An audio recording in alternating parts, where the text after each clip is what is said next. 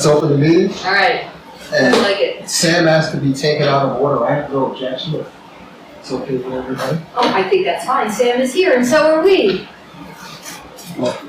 Hey, Sam. Am I coming up with my? Sure, you can come Yeah, up. please, come on. If they have any questions, they can. Otherwise, yeah, we'll have trouble hearing you over there. Yeah. So we're here tonight to discuss a road waiver from Sam for a parcel that he owns on Snowshoe Hill Road. Beth, I don't think you've seen all of, Kent has the folder. I didn't see the folder, but I talked to several people who walked for both, I read all of Josh Gordon's notes, and then I talked to the conservation people who walked the property Yeah. too. So I haven't seen this, if that's the And there was a document. planning board meeting last Tuesday Yeah, where they discussed it, so some of that is. okay, I had those minutes to read, but I didn't get to read them tonight. Right, which, you know, there's a lot of information there. Okay, what do we need to know tonight? What do we need to do tonight? Well, here's what I'm thinking, is I also haven't had a chance, because that's all new information. I'll have a chance for us to go through that information and understand it before we ask the vote. So And- that makes sense. And this information is coming from where? The planning board. Oh, okay. There should be comments from everyone, Yeah. Okay, from everybody that was asked. The only one is the building inspector did not, get a chance to do comments. They really should, so he couldn't. Okay. So, I talked to him today, and he said from his standpoint, he didn't have any objections. okay. But everybody else should have their comments, and Yeah. maybe you can start at the top and working it out in the comments. Yeah.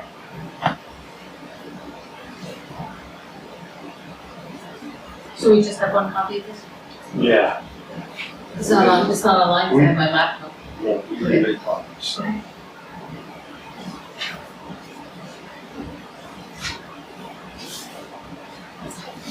Those minutes are just supporting, you should read the application and the comments itself. Okay.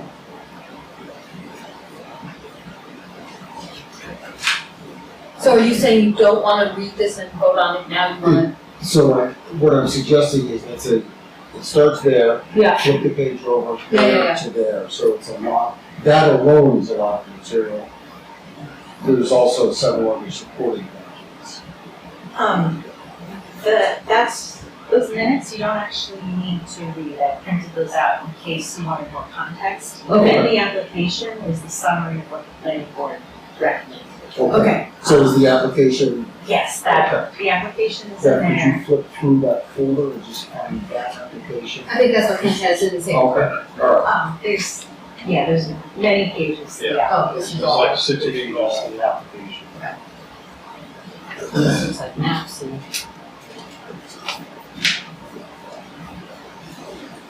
Sorry to have to slog through this while you're waiting for us, Sam. So this is road agreement. You need this tonight, it's going to be approved and disapproved, and we need this application. And I don't need the application physically. Do you need it done tonight? No, I don't need it done tonight, but I'd like it done in a timely. Oh, yeah. Yeah. Oh, yeah, this is, He did submit it more than a month ago, I just been waiting on the planning board to get their comments. right, so a lot of this, some of this is just application. Here's the building permit. Here's the road operating permit. But I think the part we really want is the planning board's comments. And do we have any comments from the Conservation Commission? Because they went out and they had a lot of comments, but They're not on the forms, so Conservation, which is not required, okay. we give them the opportunity as a courtesy, but they're not required on the form. Okay. As a courtesy, do you want to hear what they had to say about it or no? It's up to you guys. They, I know Bob, Hey, Bob Steenson and Billy and Teresa Wyman all walked the property, and I think Bob went out again the planning board emails. If we're getting comments from the planning board and have the time to think about them, I'd like to at least ask the Conservation Commission if they want to weigh in. They took the trouble to go. But, It's up to you guys. I mean, you were the planning board meeting, so you've got a heads up on being installed on this one. So.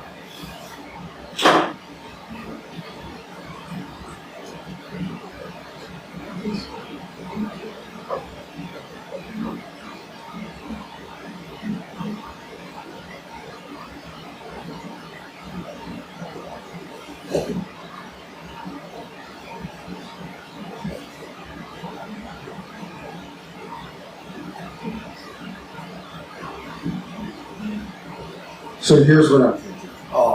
Why don't, Cal, if you could scan and send each of us that material. Why don't we reach out to the conservation people, see if they've got any comment that they wish to make. I think we should table this until our next meeting. Because it's not a good- Yeah, so it's a lot to wait through. Yeah. Does that need to be in the form of a motion? No. Okay. Sam, there's so much here that we haven't had a chance to see. So my apologies for that.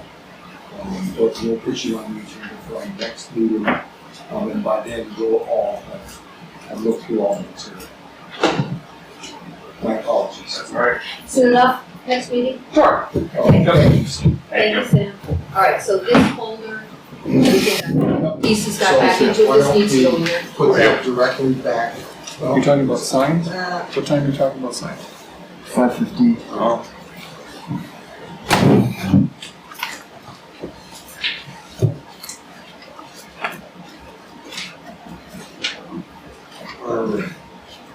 If I'm not mistaken, I met you, Mr. Brewster. I am indeed. You ready for Come me? forward, sir.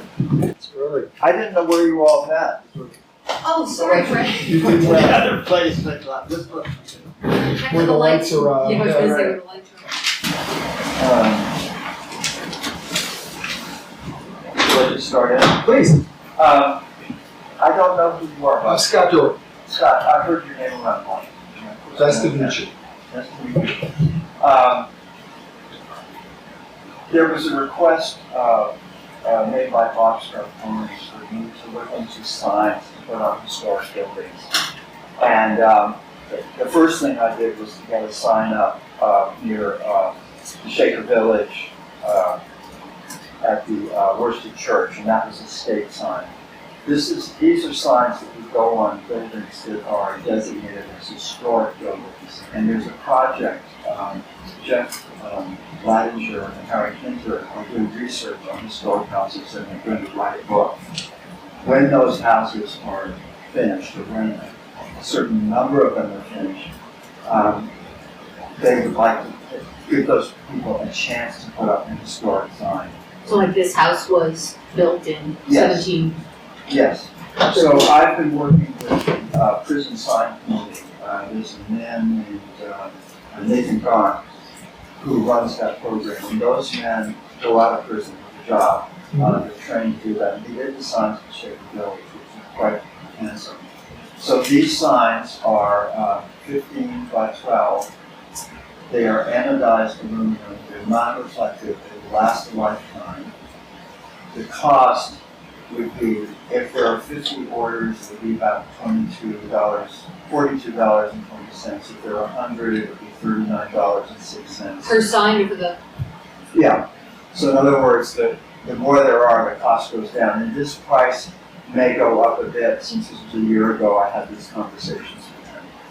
And the sign that we came up with was approved by the Historical Society, by the trustees, and by the Historic District Commission. And so I wanted to show it to you. And they gave us several different signs to choose from. But this is the one that we came up with.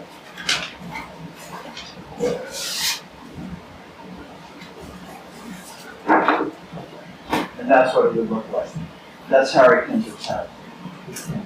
So And as I presented this at the meeting of the Historic Society a week ago, I think, and as I was finishing, Bob Scarponi said, well, I like one in my house, it was built in the 1970s. And I said, well, you're making history instead of reporting it. But anyway, this is the sign that I've been. Will the sign, see how the border of the sign's got the scallops, does the wood get cut that way, or is it rectangular like that with the? I think it would be cut sort of squarely with that there. That would be my sense of it. And they just, where are they displayed? They would put it up maybe near their door or someplace, if they wanted it. They don't have to have it, but if they wanted it. Who's paying for these? They will pay for it. The homeowners? Yeah, if they want it. And they're not expensive, and they last a lifetime. Yeah. How old does the house need to be historical? That's a good question. Jeff and Harry can answer that. I think those houses that we're looking into were mostly built in the 1700s, maybe 1800s. But as you know, as Bob Scarponi said, I live in Canterbury. I'd like one of those signs in my house. So, Happy to do a status symbol. yeah, right. I think it's a handsome sign. The only thing I'd say is I'd make the town seal a little bigger, but that's just from a graphic design standpoint. Yeah. Other than that, they're handsome, I think. Okay. If people want them on their houses. The other colors would be which tended to be a bit garish. This one was a bit garish. Yes. Yeah, this is, I don't know, but we all agree on the white sign. Yeah. There you go. Okay, that's all I have. You look neat. All right. Yeah. What's the next step? in The next figuring out the step list? is to get the message from Harry and Jeff that they have a group of houses and you're ready to order, and I'll call Nikki John, the person, and say, I have the orders for you, and I'll take the orders. And I'm anticipating questions from the public. Do owners self-identify as a historic house, or No, Jeff and Harry identifies them. they have a list of it? They have a list, and they have a way of sizing up the houses, whether it's historical. Okay. Because I'm sure we'll get calls or emails. I'm sure. We'll send them all to Jeff Lang. But these are signs on private property, so it's not. Yes. They will get calls inquiry nonetheless. So. No, I just think it's great that the plan is afoot and that you came in to let us know and show us artwork. That's always good to know. Well, I wanted to get your approval. We appreciate it. That's about it. All right. Thank you. Anything else? Yeah. Looks good to us. Thank you. Thank you. I take the minutes of the Historical Society. It's a very hard job. Yes, it is. I thought you all spoke very slowly. Thank you. Have a Thanks, good night. Fred. Take care. All right, I don't see Rich yet. Want to sign?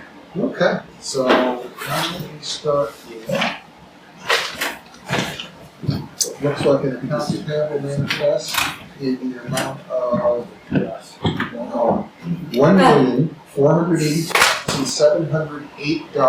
$1,480,708.74.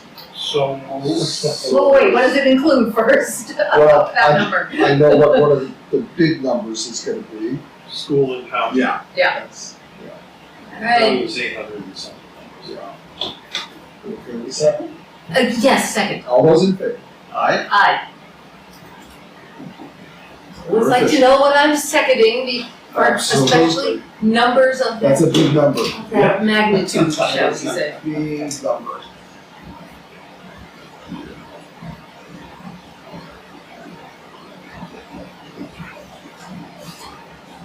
I should be picking up the newsletters tomorrow, so they should go out with all the information and the explanation.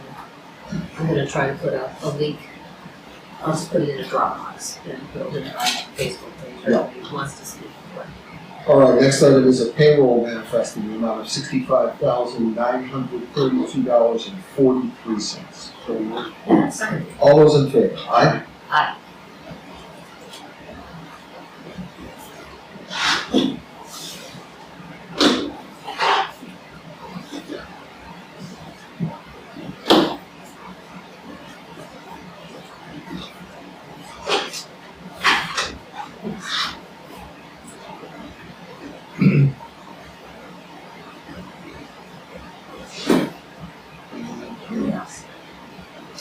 All right, next on the agenda is a correction, it looks like, to the special detail policy. There was a typo. Yes, if you take off the paper clip, Yep. the old copy and the new copy. Yep. The Oh, old yeah. copy has the typo. You had agreed on a total of $90, so 75 for the employee, 15 for the cruiser. Yep. So when I typed it out, it made it look like it I was see. 90 for the employee Yeah. and 15 for the cruiser. So I corrected it back to the 75 plus 15. Understood. Anybody else want to look at this before we sign? And do we need a motion? Just correct. Yeah, Yeah. I would, if it was not a number, then I would have just corrected it anyway. But I would like you to all confirm that that Yep. is what you understood it as. Good, makes sense. Okay, so 75 for the employee, $15 for the vehicle. So the 90 figure, the total was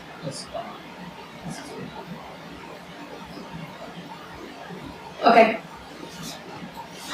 And then I'd say, Kent, if you feel comfortable how to sign, and we'll just send it back this way.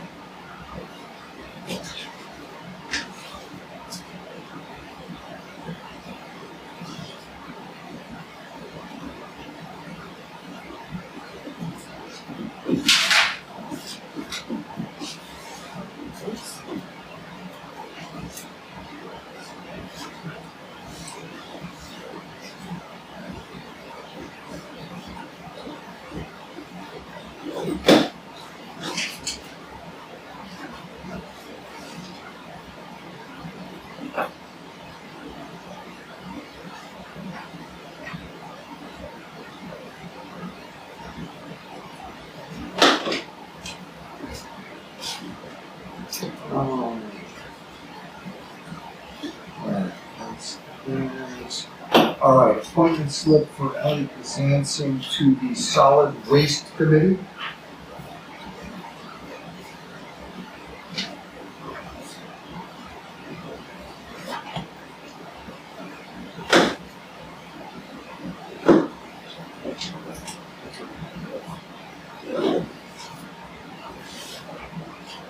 So how does this get back to the solid waste committee that she's actually been appointed?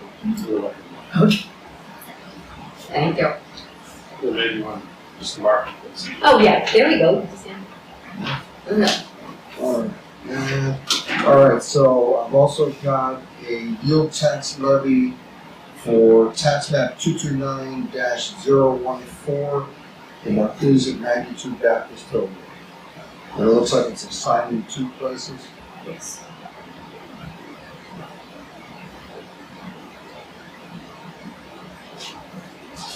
Exactly, show the yield tax. Timber tax. Oh, alright. Oh, yield, got it. All right. Thank you.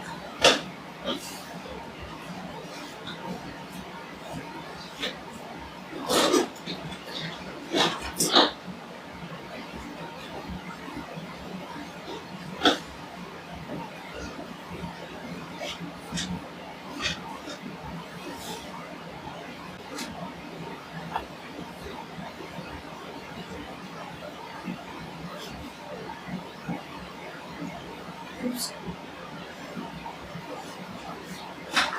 We're off the page. So you have to sign here.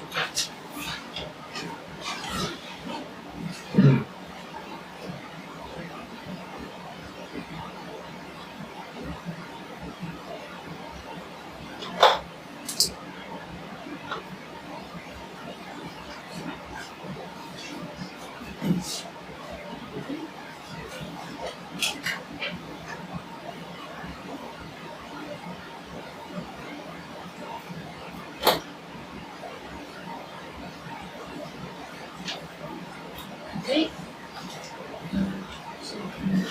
Signed in both places. All right, the next document is tax abatement for Shaker Village. principal amount of $15,139, interest and penalties in the amount of $67.51. This is for the year 2024. So the refund amount $5,009, abatement amount $10,130. And it also further reads, the selectmen have granted the charitable exemption of 100% of the property for the 2024 tax year. And Ken, this matches for the figures we discussed with them.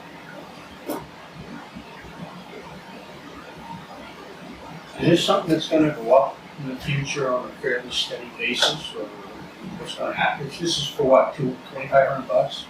No, that is the tax abatement. That's the tax abatement. Not the I have It's not a pilot, right? I have a pilot later on. Yeah, okay.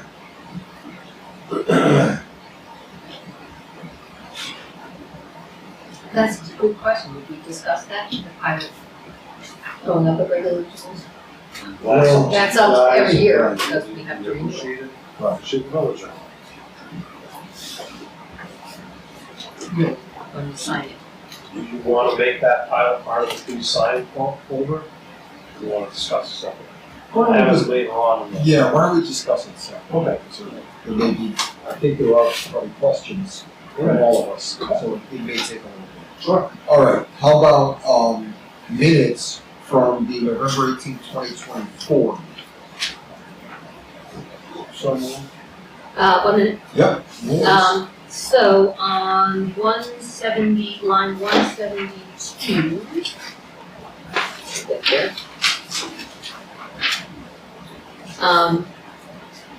When Mr. Messier asked if the northern part of Lively Road is a private road or a driveway, I think it was actually Scott who said it's, Scott, the discussion is a civil matter, but we, and you can double check it, but we said that the road is a private road, not a driveway.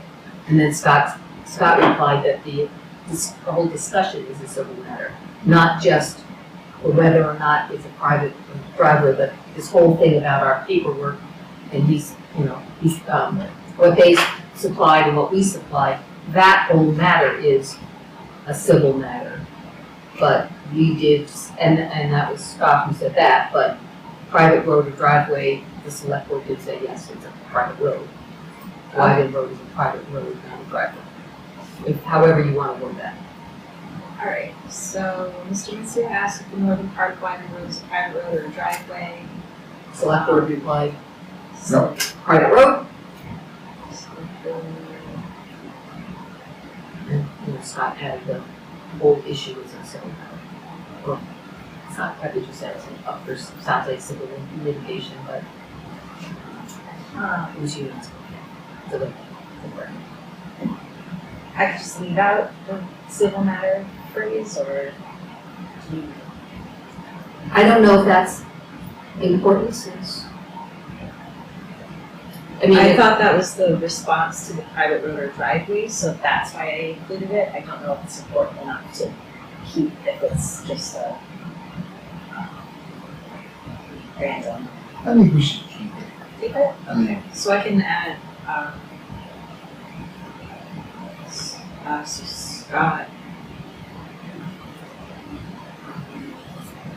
Scott said this whole issue is a civil matter, or? I don't think those were my words. no, it's not, that wasn't your words, the sentiment was that the discussion about Wyman Road and the Messier's concern and versus the Nash's was a civil matter. And if it's worth pausing and, it's very easy to find on the video if you want to see the exact wording, but again, it was, to me, it was important to specify that we did say, You did say private road, yeah. private road. Not because it is a private road, not a driveway. And then I think Mr. Messier continued to say, well, you can't drive on it, so blah, blah, blah. And there was another little bit in there, like, the Messier saying, well, we can't use it, so whatever, and then you chimed in, the whole thing is a civil matter. So there was another little bit in there that prompted you to say that, and I don't know if that's important to include as well. So would it be fair to say, Scott said, the issue of the use of Wyman Road is a civil matter? That's not what he said, but that was the meaning of what he said. So however you And wanna. these are minutes, not Yeah. transcripts. So. Yeah, when I say said, it's Yeah. not quote unless I put quote. So if you all feel that it's fair that the gist of what Scott said is the issue of the use of Wyman Road is a civil matter. I think that's- Is that And that is legally correct? Yes. okay? And that, again, that, we did say, yes, it's a private room, not a private. Alright. Okay, that was my only concern with this. So looking for a motion to approve the minutes as amended. So moved. And seconded. All those in favor? Aye. Thanks for getting these out. Sorry, I didn't get them out early. No, that's all, okay. Just in the nick of time, it's a traditional way to do this. All right, Ken, what do you want to go through next? We'll start with new business. Yep. Updating the fee schedule, we're not quite prepared for that yet, Okay. so we'll schedule that for the next meeting. Team, yep. The land use administrator position, Yep. I think I passed on that You did? Gail has tendered a resignation. Yeah. When's your last day? Thursday. Okay, that's what I knew was coming. I did have a conversation with Jan Stout, who said she is available to help out until May. Okay. So I didn't know if you guys wanted me to follow through with that or not. I think Jan would be a good choice. She knows the ropes. The only thing I would say is, do we know at this time, have we figured out if that position is actually helpful to have? And if it is, yeah, then let's, or are we still trying to decide if that actual position is useful? I think if you talk with Mandy and Joel, I think they have a fairly objective opinion about that. And they both feel, and as I do, feel that is a very valuable position. Gail has brought forward a lot of technical things that the land use boards have been unable to address. And as she brought up, she created some new forms that are timely and appropriate. She brought with her a knowledge of that position that helped, I think, will help boards make decisions. So I think it's good to have somebody in the office that can focus on that job, particularly the planning board and the ZBA, that can communicate with the applicants and in a timely fashion and make sure that everything is prepared for the hearings. And Jan can do that as well. Jan can do that. And honestly, my thought is both boards are volunteer boards. And the membership will change and does change. And the position of whatever we used to call secretary can and will change. As people come and go. Lowest being prime executive. Life unfortunately happens and people move away, people are unable to continue to volunteer for these positions. The paid position is supposed to be the bridge of continuity between both boards. I know there's some hard feelings still, but I think we should move forward with a paid professional regardless.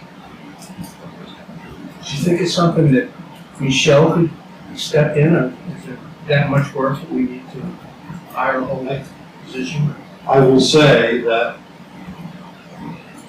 having been on the board of selectmen, having been in this position for 10+ years, I think this position is needed for, as Scott said, at least the planning board and the zoning board, because in the HDC, I mean,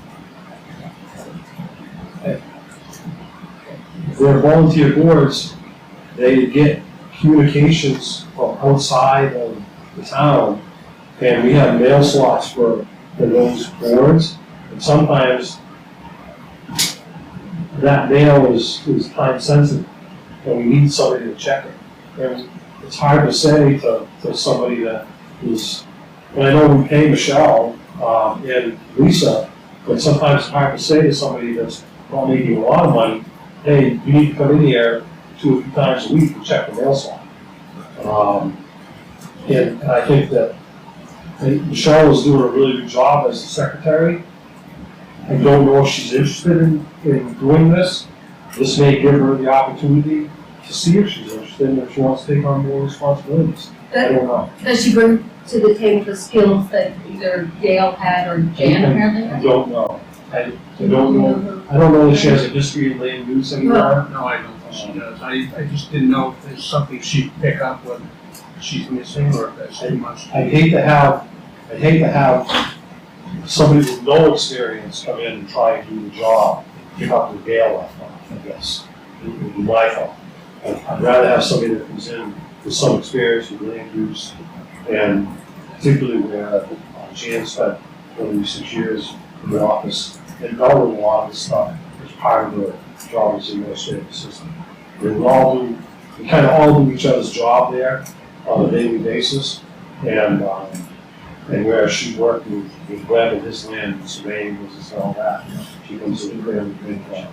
Well, I will have to say that I was very impressed reading the notes that Gail put along with the documents that she sent this afternoon. I thought it was really good the way she focused, what the board should look at, and what was coming, and why she was sending things, or why things were being sent. And I thought, one, Gail did an excellent job, and if that kind of input is what the land use person will continue to do, Well, it can only be helpful. we started to work, she and I started to work on a procedure for receiving the applications. We don't have anything in writing.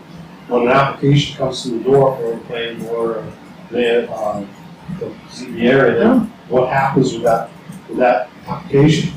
What's the process? We don't have any of that written down, so we're working on a procedure. It seems like it's always been done, but there have been hiccups, and it'd be nice to have something written down, and so in the future, we can do things in a specific manner, and we do it the right way. And Jan, can you continue that process? I believe so. And we all know now there are financial penalties in the town if you do that, if you want to follow the right to know law. So we want somebody that will do a good job and keep us where we should. And we do have applications from previous, some of the other people applied for the position, and my thought would be that we would contact them and see if they're still interested in the position, and maybe move forward. Jan said she's available till May, but maybe that could be a training program or something like that. Yeah, and certainly considering the length of time it took us to hire for that position, I think that we should take Jan up on our offer and pay her for it. And, advertise in the meantime, hopefully get a qualified candidate. And we had kind of said in the beginning, we were gonna try the whole process, the whole family position for a year, so. Yeah. Let's continue with that. Yeah, if we can, Yeah, we can. hopefully we'll find another equally qualified person. So if Jan is stepping in, she's stepping in how would she step in, as an employee, as a volunteer? Yes, we pay. Yeah.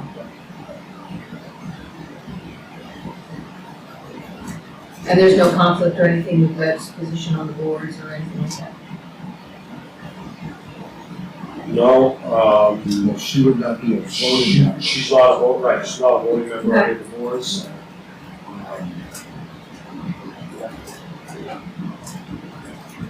Seems like it would be, if it's helpful, Yeah. yeah, Okay. alright. Thank you, Jan.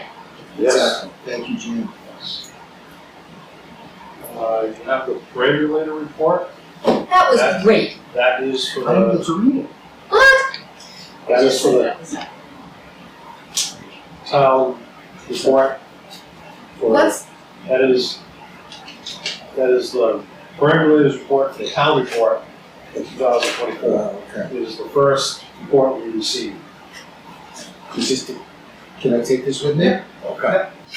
It's very fun, but what's the whole thing with There's the some, ace of you can look spades? at it real King quick, spades, it's not very long. It's, There's some pictures in there.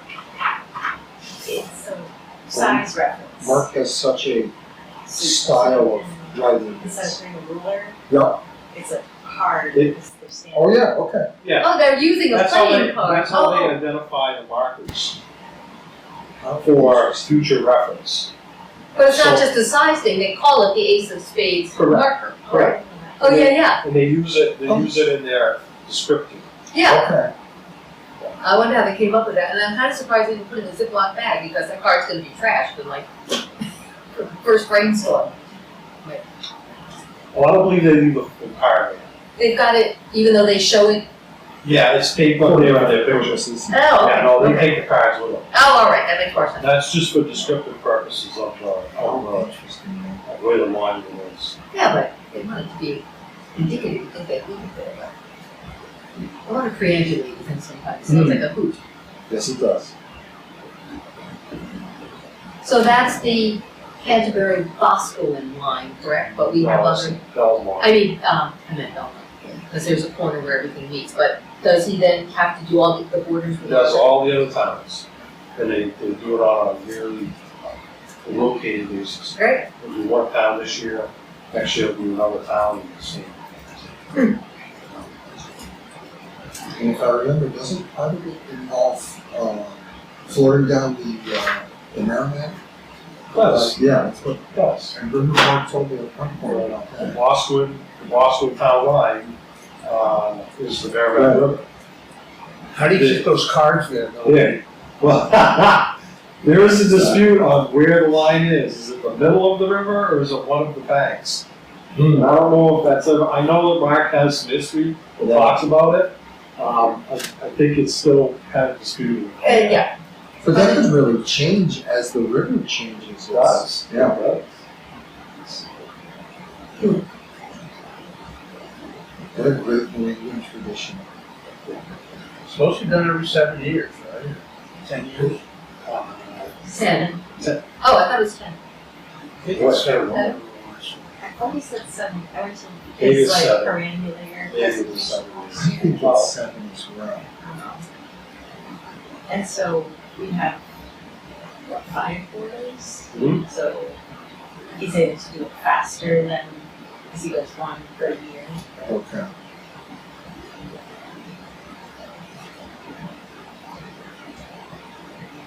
And we have Cal sent us all this too, so, So, yeah, the photos, which are fun. it's the, Do you wanna look at this guy?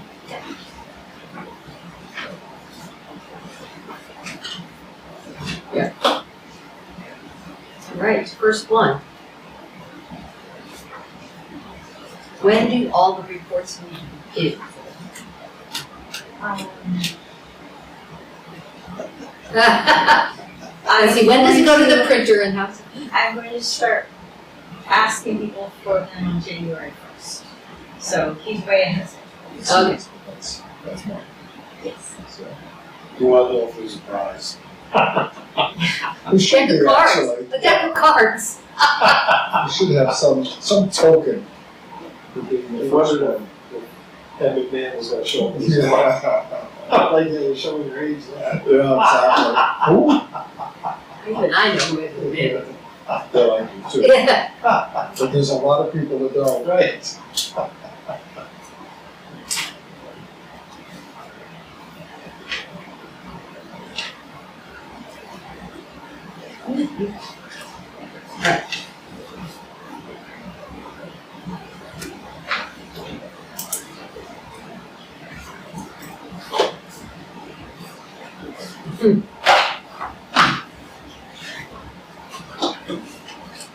It's getting warm. I know. Yeah. Ken, you said Jan said that she volunteered till May, is that what you said? Sure. Okay, Not volunteer. I mean, we'll, sorry, fill in, Be available. we'll fill in Yeah. until May. All right, you want to talk about the pilot? So we sent the revised pilot that you guys approved from the attorney in that language. Shaker Village sent back a, with the same thing with a small revision. They would like to add on the second page, the one we sent them says, non-payment of any payment due to the town, failure to timely file, so on and so forth, constitutes a default. They would like to add non-payment of any payment due to the town, excuse me, within 30 days. You're looking for Grace period. So I'm not really curious. What? Go ahead. I was going to say, if there's a due date on something, why would you need 30 days if you know it's due then, or is it? Have a temporary cash flow issue. Oh, okay, that makes sense. Yes, All right, yep, I think that's probably the point. 30 days seems reasonable. A larger discussion of pilot payments, however, is, my understanding is pilot payments are voluntary, that we cannot make them mandatory. And I guess, Oh. make sure that everybody's aware of it. And I don't know if we have any recourse. The only recourse you can have is, as it spells out, that, it says that it constitute default. So it's kind of a contract. Legal document, signed with Shaker Village, that they're gonna sign to, saying that they will abide by this contract. If they decide that they no longer want to send a pilot in, then the only recourse you have is to say, well, we'll negotiate with the pay, and so on. It's really what it is. But it doesn't, even if they don't honor the agreement that they signed, it's not like we can say, okay, fine, now we're going to levy taxes on you. It doesn't change their, It doesn't say, it the doesn't tax change statements or anything, anything other doesn't than change a pilot. anything, other than it can prompt the town to reassess the property. That would be the only action the town can take. And if the town felt that they weren't following the full correct forms, or if they felt that the bills were wrong, the town could do what we did last year and send them a tax bill because we feel that some of their property is not exempt anymore, and then they would have to go through the whole process of filing everything. And if the use change, or use change, we do that. Right. So, coffee shop, big store, or whatever that is. And that would have to be noted on the forms that they send in. And this spells out the forms you be sent in, filled out in the appropriate manner. There have been, I guess, times in the past with the forms. They're not quite complete, I guess, you know what I would say. And their completeness is determined by the demand. Yes. And she uses as an RSA, it spells out what she uses for criteria to determine whether it's not. It's very objective on this. Obviously, there's some subjective. Most of it is very objective. So there it is. You want to sign it, you can send it off. What is it we can do it? Yeah, you know, I think that both sides have negotiated in good faith. I'm gonna defer that. Yeah, it's got going. You must be dying up there. Yes.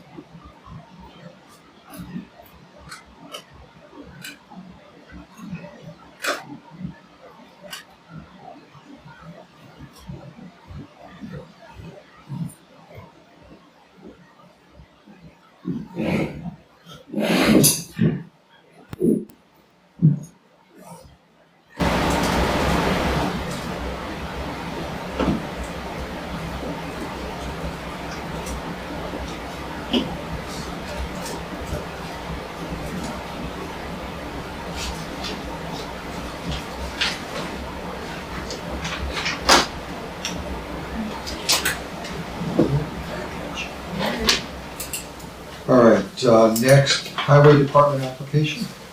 Yes, I have an application for a highway department employee. I did the, background reference checks, everything looks good. I'm going to ask him to come in and interview with John and I. Yep. I did chat with him for a while. It sounds like he'd be a halfway decent candidate. He does not have a CDL, so we talked about that. I guess what I would like to do is, if John and I both feel after the interview, if he's a good candidate, then we move forward in the process and go to hire him. Along with that, we had talked when we met with the budget committee on wages for new employees and potential sign-on bonuses. And I had run some figures, and I don't know if I got a chance to talk to you guys about them, so if I haven't, I'm sorry, but I guess right now I ran through all the numbers, budgets, the highway department budget. We could afford to give a decent sign-on bonus to anybody, and I don't know how you want to do that. If you want to run it over a couple of years, we could actually afford a $5,000 sign-on bonus with this year's money. And that was if we hired 3 employees to make up the full staff, which we only looking at 1 at this point. If we hired 3, we could afford, We could could technically afford 5 afford for each 4 one. each, all right. And we'd still fall within, we'd still have $156,000 in this year's highway budget. Yeah. So does it make sense to tie his we're gonna need him to have a CDL, Correct. to tie that to the. That would be a real good, that might be an enticement to help. That way we don't feel That's a great unhappy if idea. he leaves, or. Yep.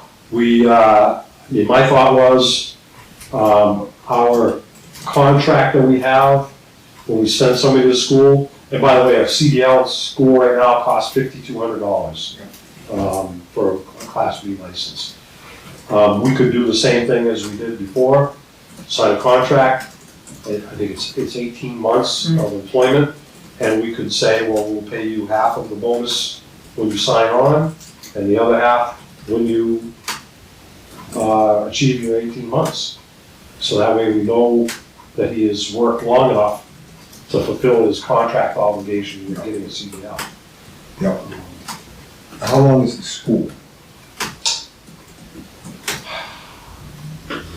I think it's 3 months. I think the classroom and driving is 90 days, and then it's up to you on when your skill level Yep. on taking the license. Yeah, the road. You have to take your pre-trip and road test. So for that 90 days, is that person not working not able to come to the town? to work? No, I think the classes are, I think it's 2 days a week or something like that. So we would send them to that class during the regular normal work hours. Is it that place in Concord? Oh. Unfortunately, they moved Oh, no kidding. Oh, up to no. Croydon, Oh, which is out by Lebanon. I know, yeah, I know it is. So, Wow. but that is the closest CDL driving class. So do we send it in a town vehicle then? We would send them in the town vehicle. I like Kent's idea of tying the bonus to the CDL. Yeah. I wonder if we could make the first payment when On he gets completion of the Yeah, CDL. on completion of the CDL. The That way- second one, completion of the contract obligation. I think that gives him an incentive to do well at CDL school, Yep. get his license, because then there's a tangible reward for doing that. And then it's just remaining a town employee to get the Yep. second half. Yeah. Is he local, or where's he from? Lives in Loudon. Oh, Lives in Loudon. so he responds when he needs to. Yeah. Yeah, and again, I'm very, very pleased with his reference checks and background. Sounds like he's worked in a couple different places and has a good track record in both. I spoke to both of his past supervisors, and they would hire him back in a minute. So that was And why wouldn't he wanna go back to 11? Or where he was? Why did he choose He Canterbury?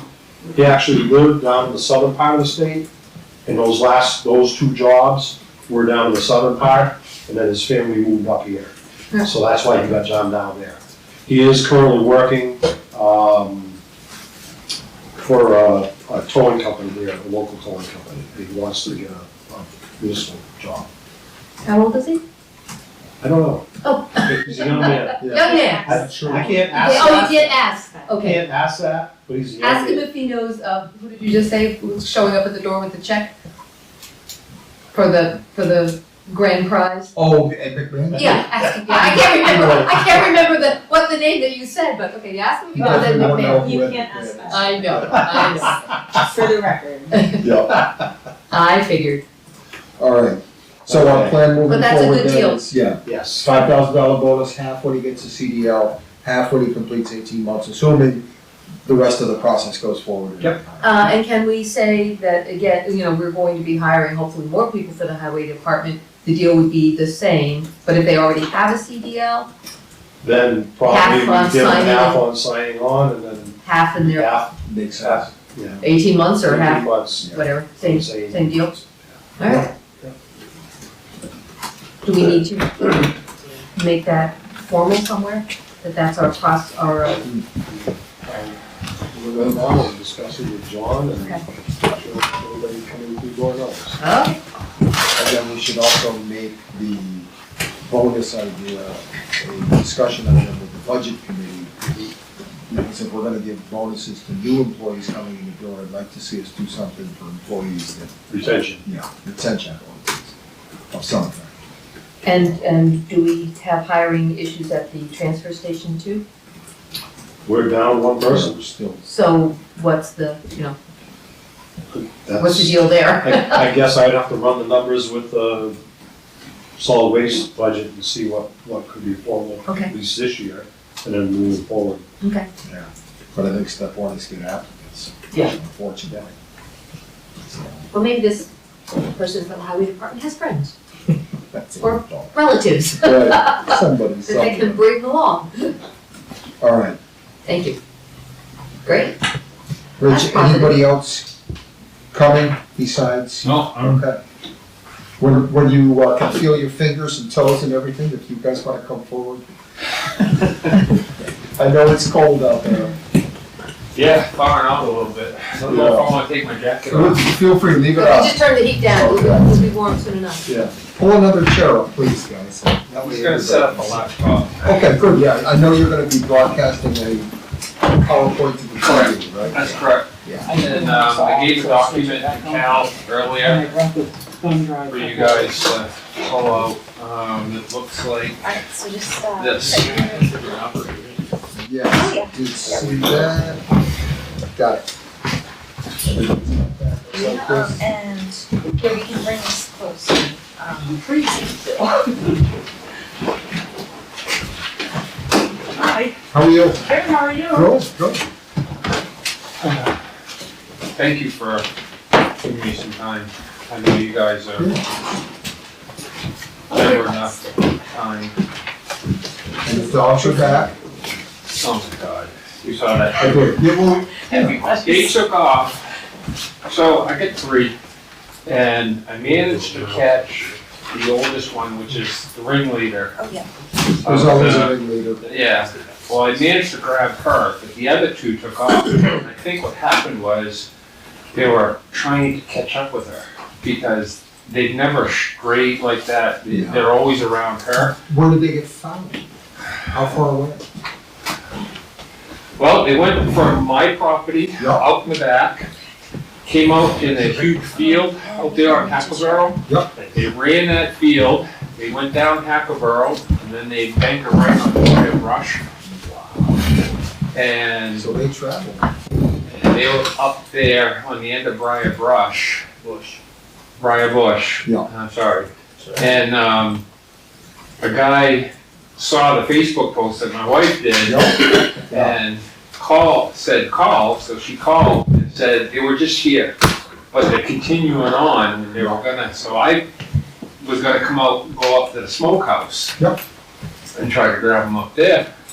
And they, so he jumped on his four-wheeler and chased after him, and they came right to him. Oh, that's good, yeah. And they brought him back to his house. Good But deal. We're ready when you are. our concern was, one of them's a puppy. Yeah. And he took him a day and a half to Before I forget, you guys got mail. recover. You got mail at the town office, it's just, I brought it down. Okay. All right. So I would say, Rich, whenever you're ready, it looks like, Yeah, he's up. presentation's ready. All right, so, Before you start, can we have everybody introduce themselves? Because I'm not sure I know who you are. I'm Leanne Mackey. Hi, I'm on the Leanne solid Mackey. waste committee. Okay. I'm Roy Plisco. Roy Plisco, I know you, I did not I'm know that. Plisco too. Oh, all right. My married name is Mackey. Okay, fine, thank you, nice to meet you. And Roy, I'm Scott Doherty, we haven't met, so. I don't think we have, yeah, Yeah. nice to meet you. Okay, sorry. So, understanding that, before I even start, I understand the climate with taxes and budget constraints and everything else and everybody's, I just want you to know, I do understand and have taken this in. However, where we're at with the committee and with everything, we have a big ask. So I'm here tonight seeking the select board support. Spam. To ignore the I telephone. must get about 20 of these calls a day. It's just, I'm seeking select board support for a warrant article for a capital reserve investment to move the transfer station. It begins a commitment to a move to address and solve the current issues with the transfer station and flexibility to embrace the future needs. The Solid Waste Committee feels we have done our due diligence and are ready to move past this current Band-Aid approach. And this PowerPoint's gonna take about 20 minutes. I'm gonna outline a lot of the issues that we've come across, our attempts to resolve them, and some of our proposals.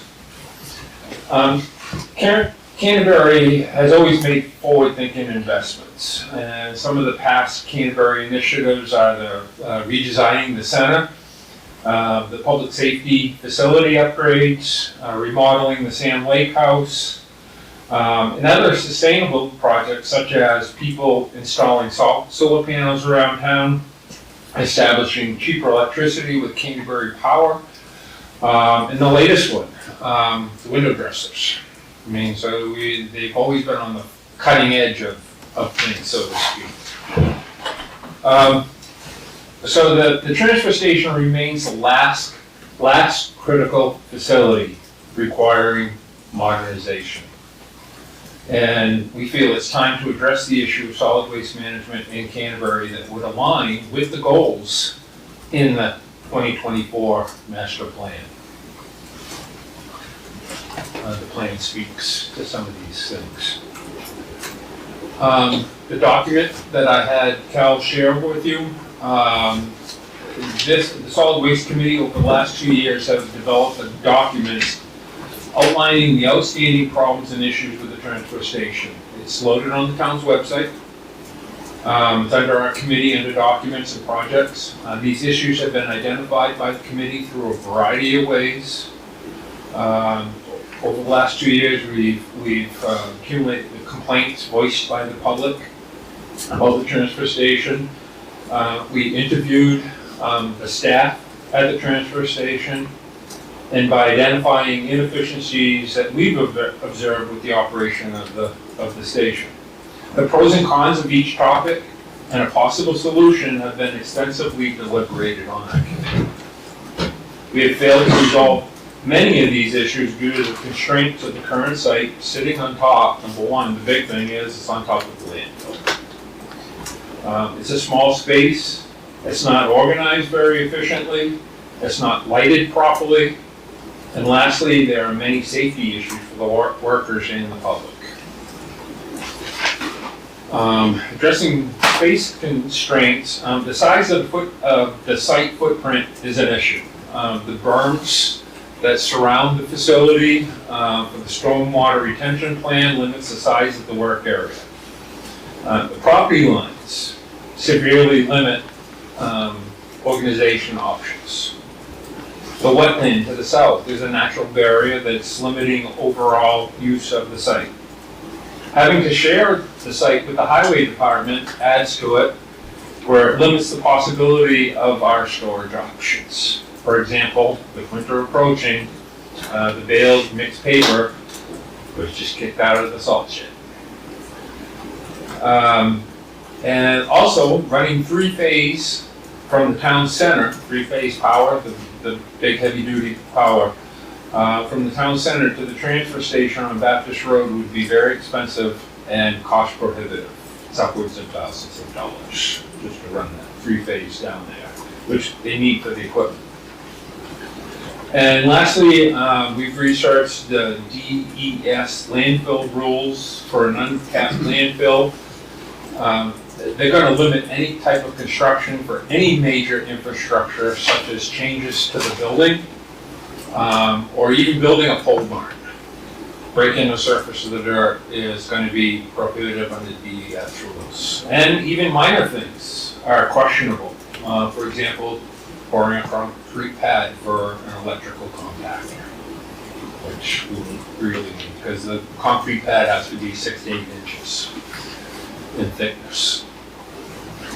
The committee is very concerned about the health effects of an idling diesel vehicle in the building. We have tried to resolve this issue a few times.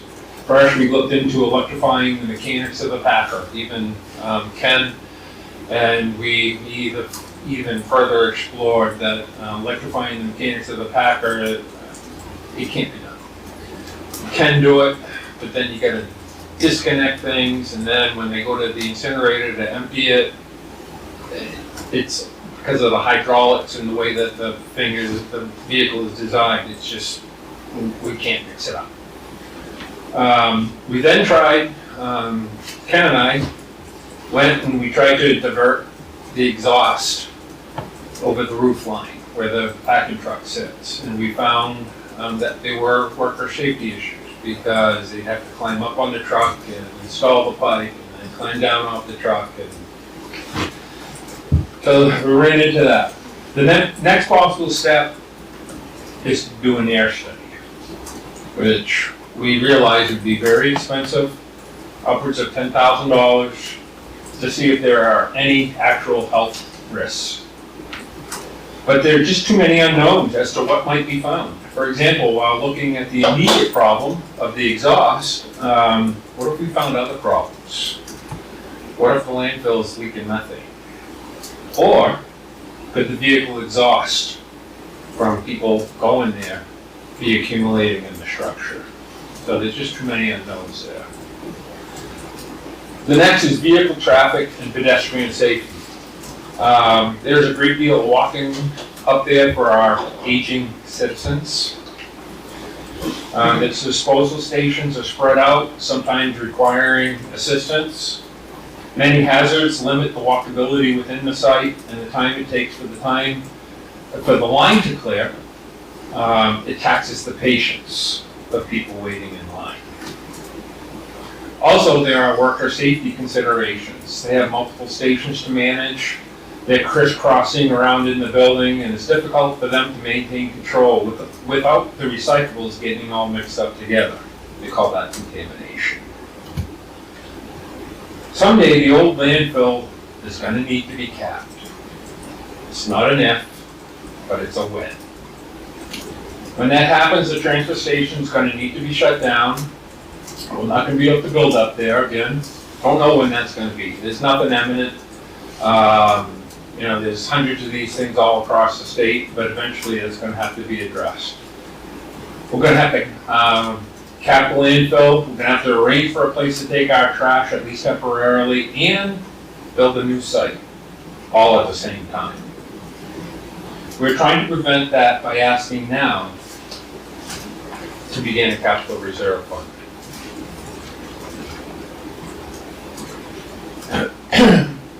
Equipment will soon be needing upgrading to increase and improve operations of the facility. With the packer truck, there are issues with the diesel fumes permit constantly idle. The old smaller baler is not big enough to make bales for the market and it's taking up space up there. The recent lighting upgrades that we did up there with the LED lights, it did improve things. Improve the visibility, yet more is needed. And one of the complaints from the staff is that we need more lighting still because of the nature of the LED lighting creates shadows.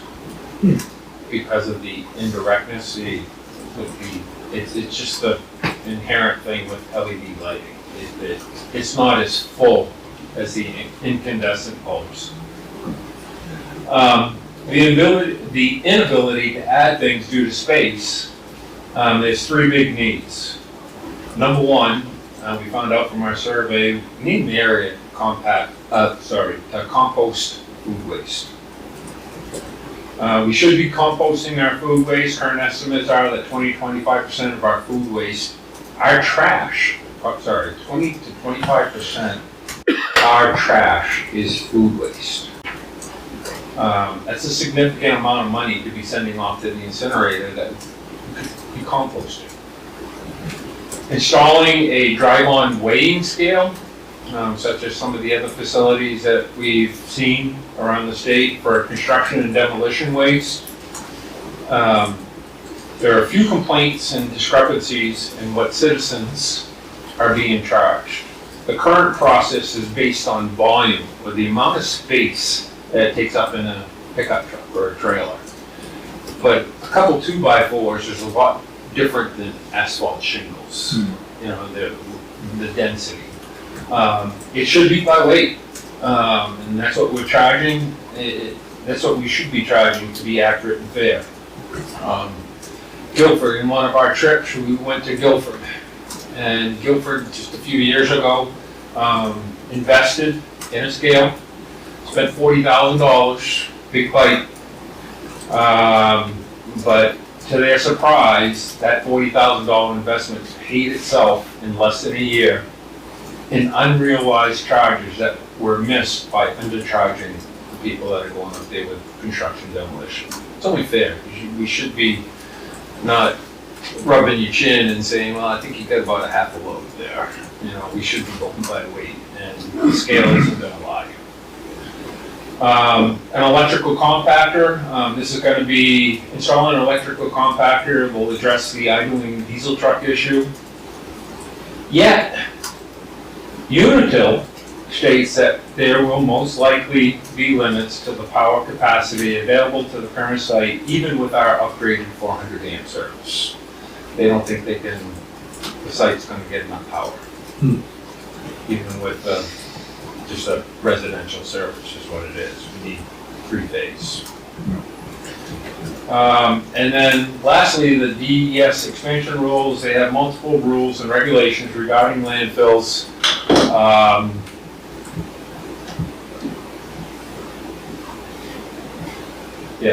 Multiple rules and regulations regarding landfills, uncapped or otherwise, in any type of expansion near a landfill. So our hands are tied.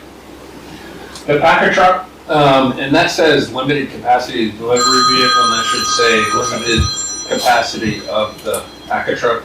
It's missed that on PowerPoint. But the packer truck fills up very quickly some weeks, sometimes necessitating a second trip to the incinerator due to its small capacity. Sometimes we just fill it up. And also we found out there are also rules governing how long that you can keep household trash on site, but an electrical compactor will be able to hold twice as much. So you should be able to only go once a week.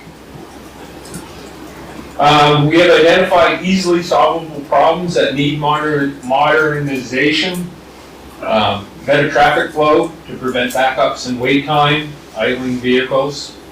More storage for our recycled materials, a need to compost our food waste. This is a big one, secure office for money transactions. Thank you, by the way, for, I was pushing Ken to do the credit card thing and, getting that up there. money transactions, but they should have a bathroom, not a porta potty. And they should have also other facilities where the workers, the staff could wash their hands if, they get into something. I mean, it's just helpful.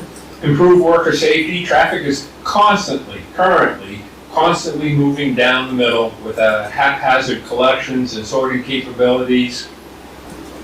A drive-in weigh scale to cover the actual costs for construction and demolition waste that is incurred by the town, and updating the fee schedule based on actual costs accrued by the town.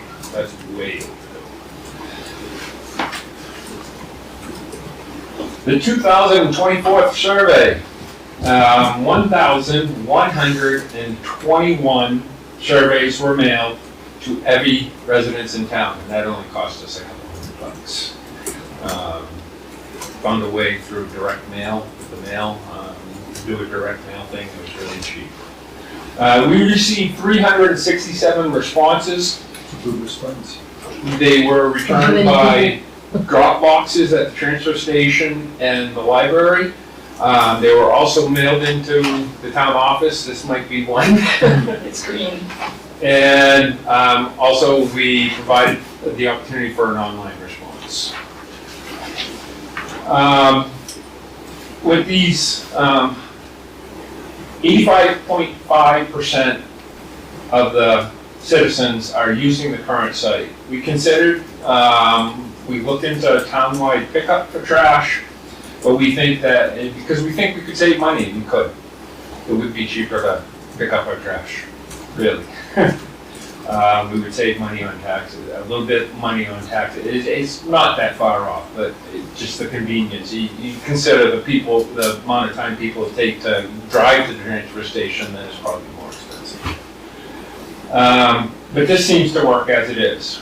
90.4% are sorting and bringing in recyclables from home. This just reinforces the citizen desire for environmental stewardship. I mean, that's a high percentage. Almost 58% do their own composting at home. That's just remarkable, that many people. 47.5 would separate food waste from their household trash and bring it to a processing location. The background on that is that we were considering a food composting opportunity through another vendor, where they were built in these connexes, these steel containers and stuff, and it could take, you could input 500 pounds a week, and out would come some, what they call juice and dirt. And, but it's expensive, and it would require a significant investment, upwards of $60K. But in the survey, quite a few complained. It's another thing to separate, and it shows that we need to get more education out about composting. People just don't get it. But both state and federal estimates that 20 to 25% of our tipping fee can be reduced if everyone composted. By the way, so if 58 do their own compost, that means 42% do not compost, which is a significant amount of money with our tipping fee. 63% are in favor of exploring the possibility of potential alternative sites, which is what. Just real quick, the significance of these results, 33% response rate, margin of error, 95% confidence level. Time and again, the town has voted to be earth responsible and lessen our footprint on the planet. Proposed solutions. Our proposed solutions. Number one is to find a new location. It will address our needs for adequate workspace. With more space, it would provide more area for storage. It gives us the ability to wait for market prices. Also, I don't know if you guys are aware, but there's a full load penalty that they get when they bring in recyclables. If they don't go in with a full tractor load, they have to pay a deduction because it's not a full load. With more space, we'll be able to participate in new initiatives, such as the Guilford Styrofoam Project. The type of styrofoam that I'm talking about is this type of styrofoam that brand new TVs are packed in, or computers or whatever, that white rigid styrofoam. Most of the time, what we're doing right now is we throw it in the packer truck. It takes a lot of space, doesn't crush very well, and it's very bulky. But for us to even, and they have a process, I won't get into it here, where they change it into a manageable product that can be then reused in other products. But even this stuff, think about how, the packing around the TV and all that stuff, and they give us a Gaylord, big huge Gaylord, and we throw it all in, and then we gotta bring it up there to them and help them process it, and it's a big deal. It's sponsored by their Rotary Club, and it's really cool, cutting edge. But we don't have the room. More space would also give us the ability to compost food waste. More space would also give us a place to put a scale in to weigh construction, C&D waste. We could take and unstack the signage that are in there that nobody reads anyways, directing people to the different locations and stuff. People don't read it because it's too compact. It's just, they're too much in a hurry when they're up there. It's all crowded on top of each other. With space, we could have multiple parallel traffic lines. We debated opening the inside of the current station to 2 lanes going in through the barn, but it was just too much. It would have been that huge bottleneck coming out by the trailers where the mixed paper is now. It just wasn't going to work. So then we thought, let's reverse to the way that the traffic used to run up there and come in backwards. But then you'd have the crisscross of the vehicles down the other end. So we couldn't win a solution. We could design the collection area into an arc shape, increasing accessibility for our older population, wouldn't have to walk as far, easier collection of the different items that are brought to the dump, reducing contamination for collected materials, stuff's gonna sort itself. Less reliance on needing many working staff, less manpower is needed.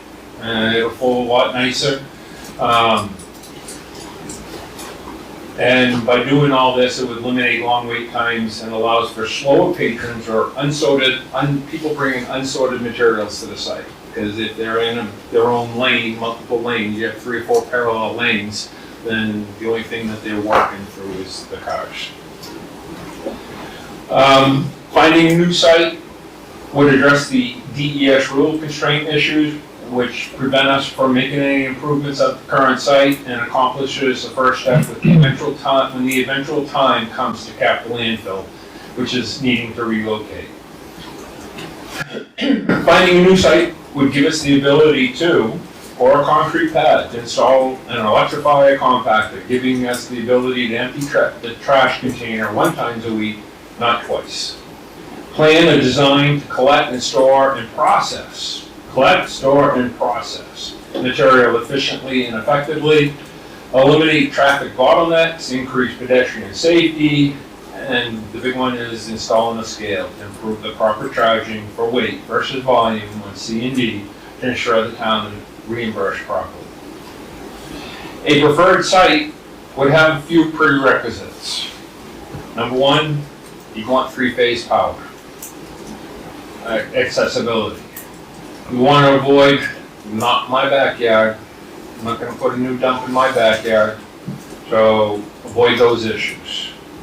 Ideally, you want to be near the highway, thinking ahead for when the incinerator shuts down. I mean, they just recently signed a contract with Concord, I think they're 2 years into it, for a 10-year contract, when the incinerator does or if it shuts down. And we need to transport our trash to a landfill in Bethlehem. The closer to the highway would minimize our transportation costs. And last but not least, zoning considerations. We want to be in the commercial and industrial zones to avoid the not in my backyard issues. We have ideas. We're not, of course, our first look is gonna be exit 18. It seems like it's right there, 3-phase, there's some land there, it's commercially zoned. There are other options, Route 106 and exit 17 are also options.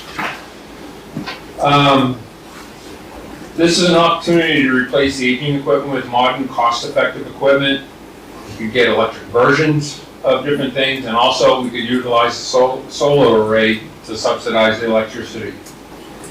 Enhance our recycling capabilities by increasing storage space, tapping into 3-phase power, obtain needed equipment such as an electrical compactor and a second baler, which now we would have the power to run to it.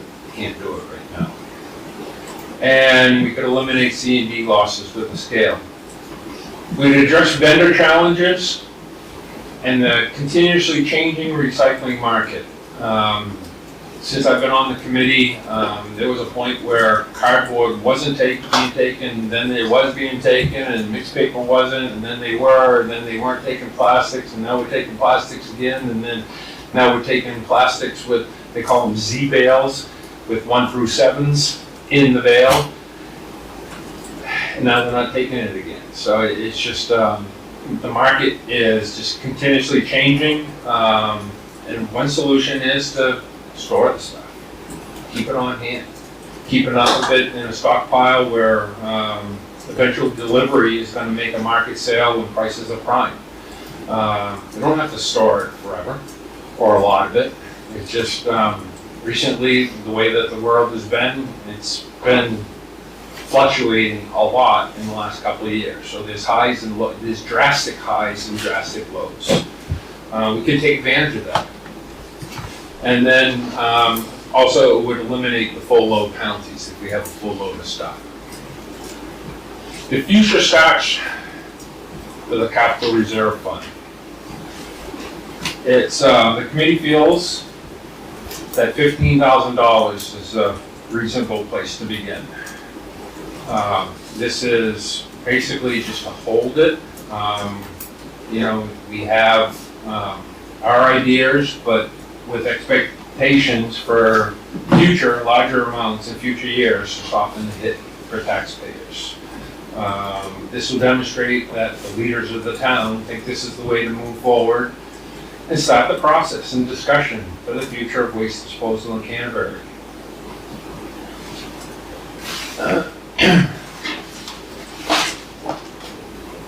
We feel is the wisest thing to do. It's a measured and deliberate approach, like the goals in the newly structured master plan with built-in sustainable practices. It addresses the identified challenges that we have found and with a plan to make sure that we are ready for the future. It's a strategic investment. It's based on sustainable stewardship and addresses the current Band-Aid approach that we are cycling back to every other month with a vision to the future. The benefits of action are long-term planning, ensures a cost-effective approach to recycling and waste management, and preparing for our capabilities, capacities.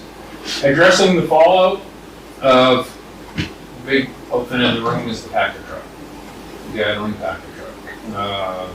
And having to do an air study. We don't want to do that. Prepare us to have a functioning transfer station ahead of the eventual closure actions by the state when that time comes. Not an if, it's a when. And follows the town goals and the newly crafted master plan. So it's a decision whose time has come. And that's all I got. That's a lot. It Thank you. sure is. It's a lot of work. It seems like a lot of things have come to a head, and we're just, you know, I've been chairing the Solid Waste Committee for a couple of years here, and Ken knows, we've been through it. Seems like every time we tackle an issue, we run into an issue with a solution. And I mean, it's not, I'm not complaining, it's challenging. But we've tried to resolve things, and it's really hard to fight the fight and one hand's tied behind your back, you know, and I'm smart and I can see the writing on the wall is that the current facility is just very limited, very limited. It's limping along, we'll probably limp along for a few more years if we needed to. But we think that, appreciate our work, and so we figured I'd put this together and identify the things and what we run into and ask you guys, and like I said at the very beginning, I understand with the tax bill and the increase in everything, but we want to take and do this right. We want it to be we'll be proactive about it, take a measured approach, planning. It's not like if you agree to this, it's not like, oh boy, here we go, we're moving next week, you know. We're not looking at it like that. We're trying to plan for the future, and one of the big things is, you know, the transfer station. We've gone around to other places, we've looked at some other sites. If you have an opportunity, I encourage you to go look at a facility on Guilford's. I think we would take a lot of ideas that Guilford has incorporated. It's a fairly new facility. The way that it's designed in an arc shape with all the recycling going in. The recycling goes into a large opening that's about chest high, and it drops, falls off. So you go around and go inside the building, and there's all the recycling all piled up. And they've got it segmented with concrete walls. So when that gets full, there's a bale. And you process it, and then all you can do is store the bales. The composting, the scale, the electrical compactor, it's all there. An office, heated office, you know. But we're looking at exit 18. I mean, there could be, you know, facilities down there where we could put something in for as far as an office go, get these guys out of the cold breeze and everything else. So we're asking you for support the warrant article. I know it's kind of late, but it's kind of early, you know, as far as the budget cycle goes. Questions? A lot of questions. Yeah. I can try to answer as much as I can. I'm assuming this whole, well, not necessarily the slides, but everything you just read to us is a document that we will have in hand to read through again. I can. You don't have it right now. What I gave you was, this is Yeah, what led to this. Yeah. This is what we've been working on, and you can see some things are done, some things are crossed off. This is just where we're at yeah. with our work. I can get this to you guys. Ken's gonna have it tonight, she can. There you go. Okay, not the slideshow per se, but what you read. Well, with the slideshow, are you familiar with PowerPoint? And you take and pull it out, and you can go to notes version. So each slide has the notes. So just find the notes that are in there Fine. with each of the slides. Oh, yeah, okay. And everything that I read to you is in there. A lot to digest. Yeah. Rich, where did the $15,000 figure come from? How did you arrive at that number? A dart. Okay.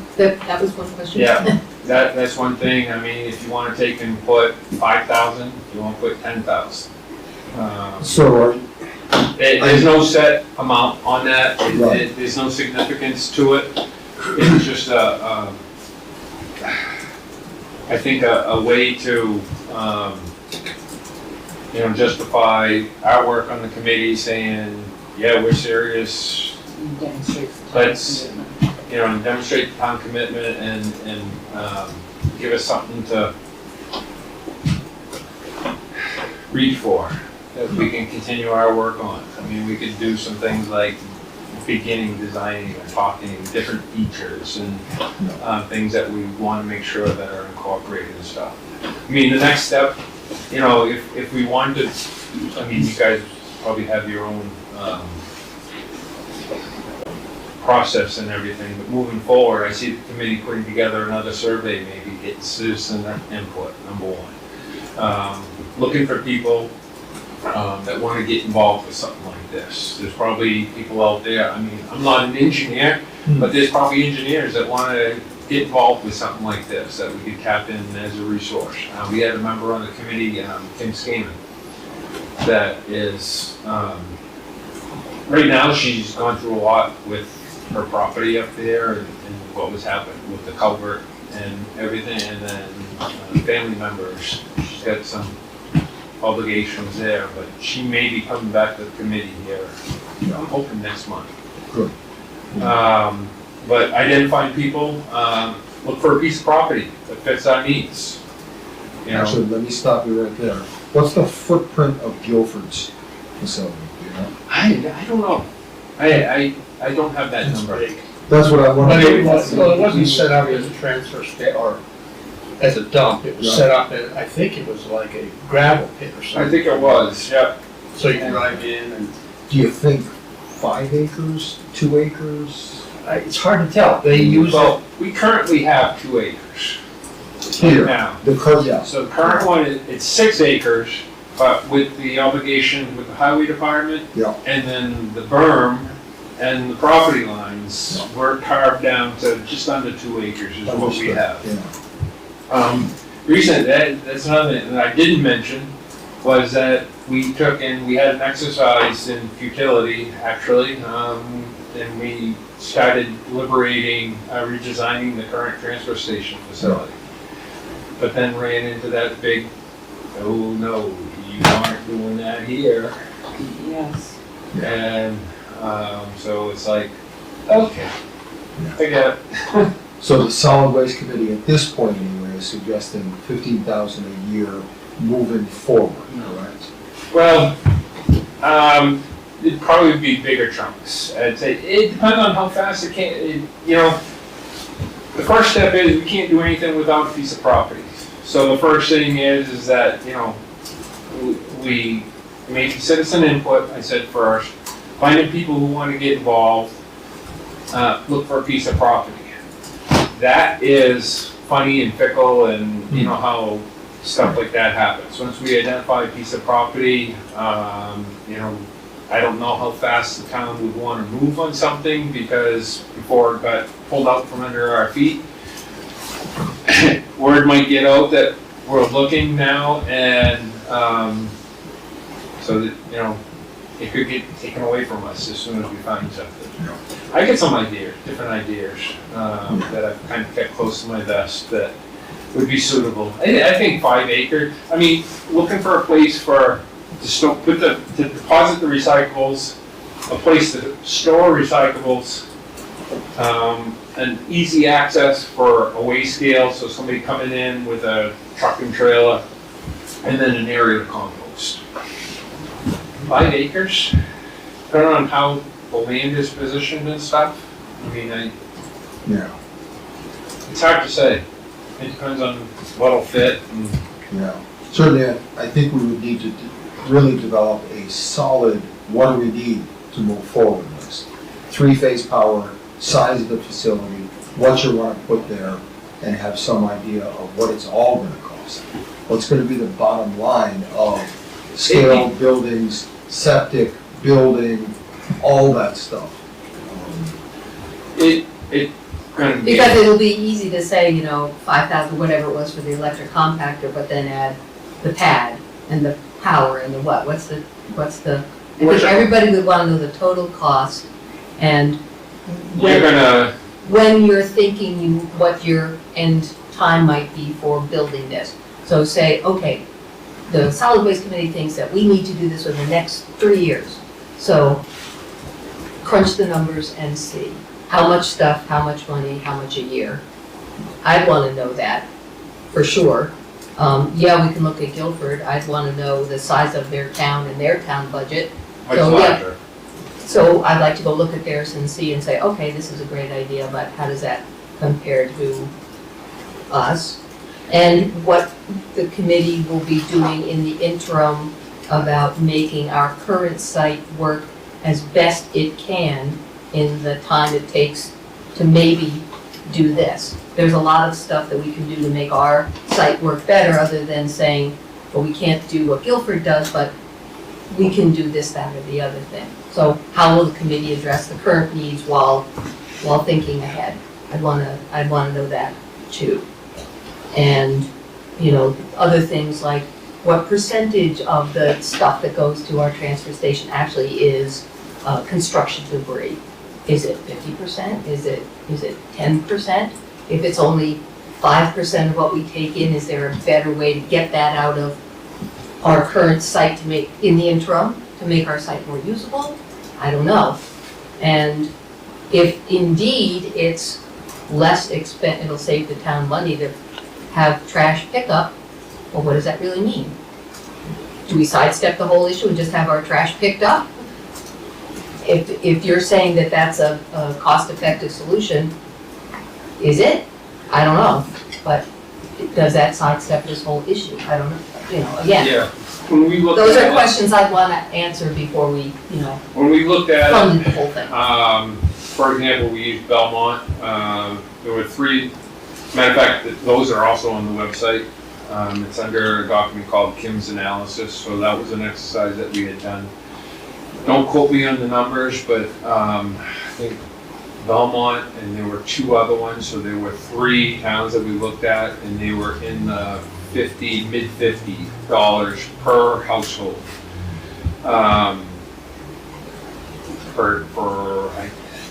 Don't quote me on the numbers, I didn't bring my notebook, but they're about $50-something. Canterbury, with our tax rate, with the budget for the transfer station is $60. So we would save about $5 Per household. per household per year, or per month, or whatever. That's a Whatever, big difference. yeah, whatever the numbers are, but I mean, it was With like, recycling or no, included in that? no recycling. And Rich, you've said several times that it's not a when, it's not an if, it's a when.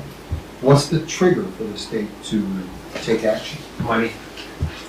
No, there's gotta be some kind of a, No, Your dump is 20 years old or whatever. well, there's gotta be something. yes, Money. Okay. The state does not have any funds.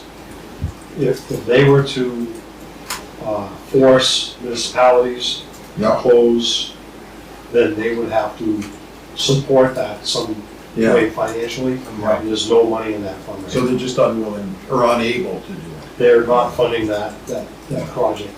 Yeah. yeah. It doesn't say it's gonna change next year, or who knows, but Right. that's where they are now. There's no money in that fund. And they would have a responsibility to help finance any Right. cap. Yeah. Couple things. Number one, there's an arm of the DES for landfill closures. Mm-hmm. That's all they do. And they're probably 1 or 2 people, and they're just working through the slow as snail state process. Like Kent said, there is, if they're gonna mandate the 200 or 250 landfills all across the state, that they gotta cap them. Each community is dealing with their own issue as they see fit, as long as the water testing is still okay and there isn't any erosion going on, we're okay. Yep. But when is the state gonna say, you're not okay anymore? I mean, that could happen overnight, we don't know. It's an impossible question. The other comment that you had about Guilford, we don't need to go to the same size as Guilford, they're a bigger community.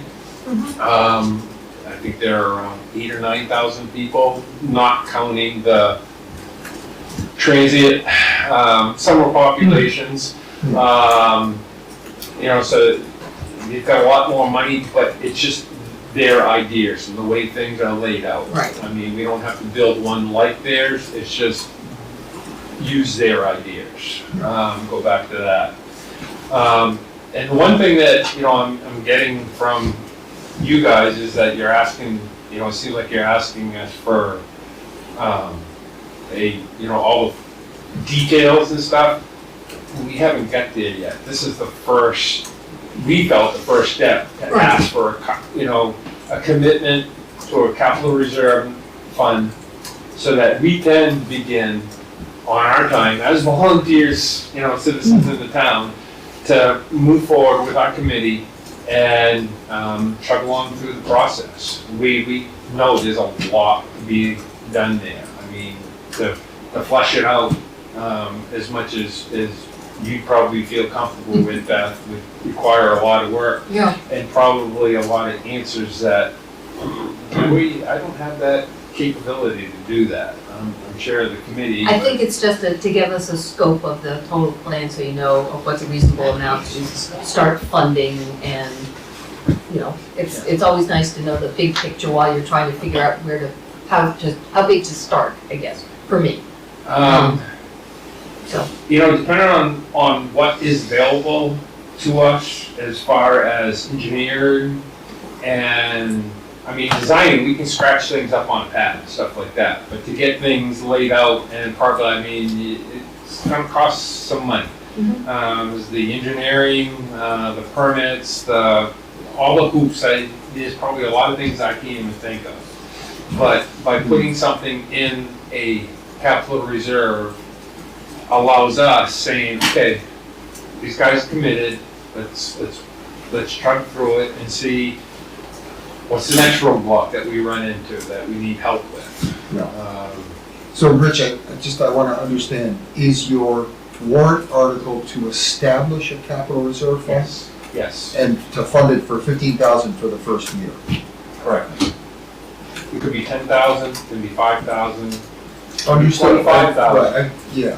Whatever understanding, like when I first said, I know everybody just got pinched with the school budget and stuff like that. But doing my math, let's see, $15,000 is probably 2.5 fireworks.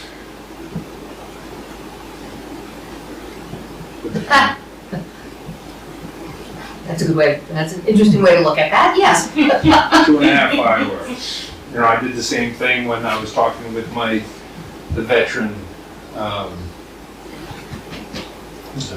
exemptions. That was 1.5 fireworks. I expected the impact of the budget would be about that. And it was, I was right. It was exactly where I expected. Yeah. I'd done the research and percentages and everything. Yeah. So. We do have a transfer station capital reserve still with, I think it's $6,500 or so with interest. There's nothing in the reserve itself. Okay. It's been spent to zero, but the interest is still there. Is it still being funded? We haven't covered it. Okay. We're funding the cap, Right. but a very minor. Yeah. No, that hasn't been funded either for a couple of years. You guys Well, put $1,000 in Like, there. it was $1,000 the last time we did it. Yep, it was a one-shot deal. Yeah. The capital reserve fund to save up, to cap the Cap, transfer station only has $1,000? That's not No, funded no. every year? no, I would have to look at the report to see how much is in there. Oh, thank you. Landfill closure right now, there's $144,000 in there. There you go.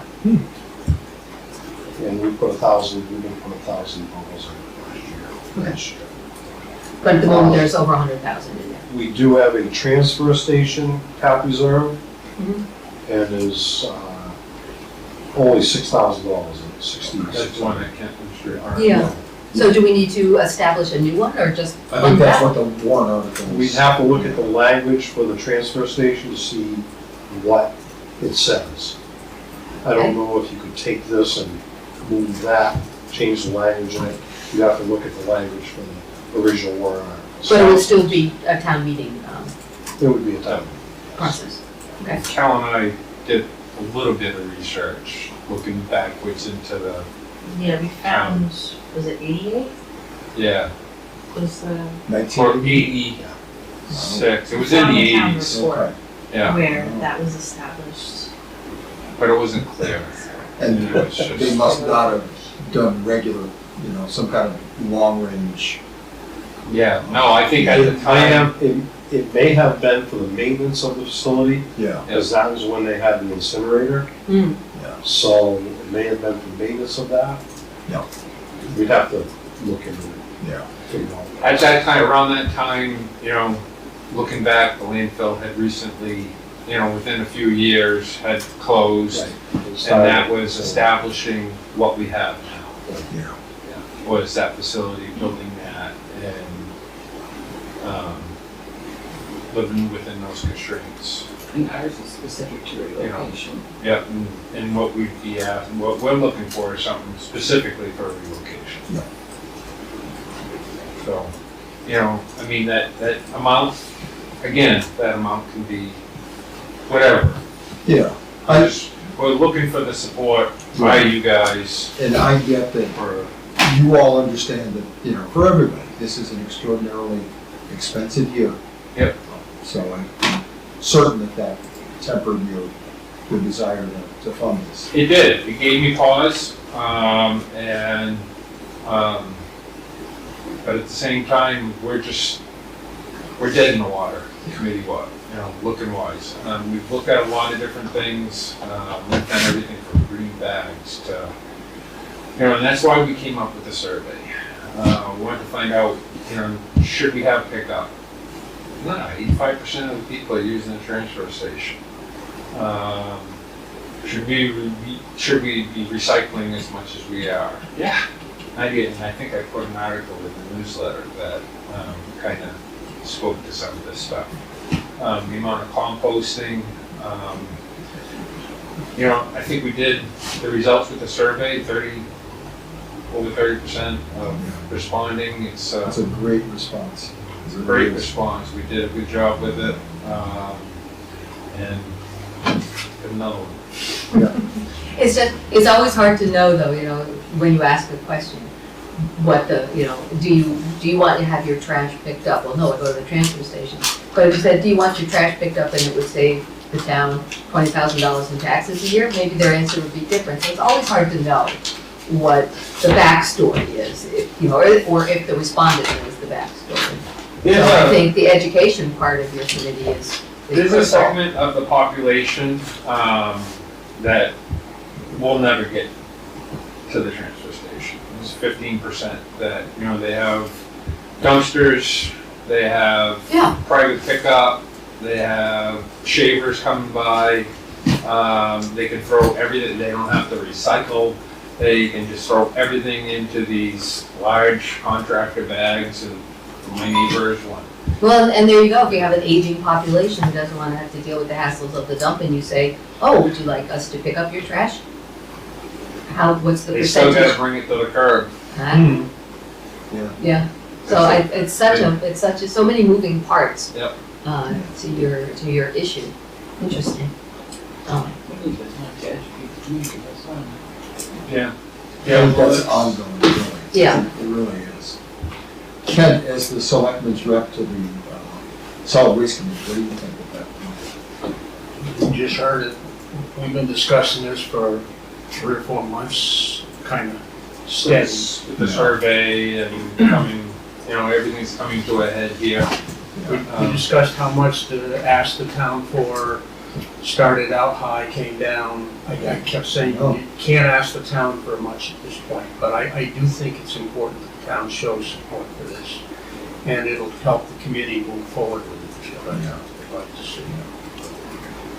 Rick, certainly my suggestion would be prepared to speak at town meeting and at least have an idea of what you're gonna need for a footprint of a facility and what you're gonna need in terms of infrastructure for that facility.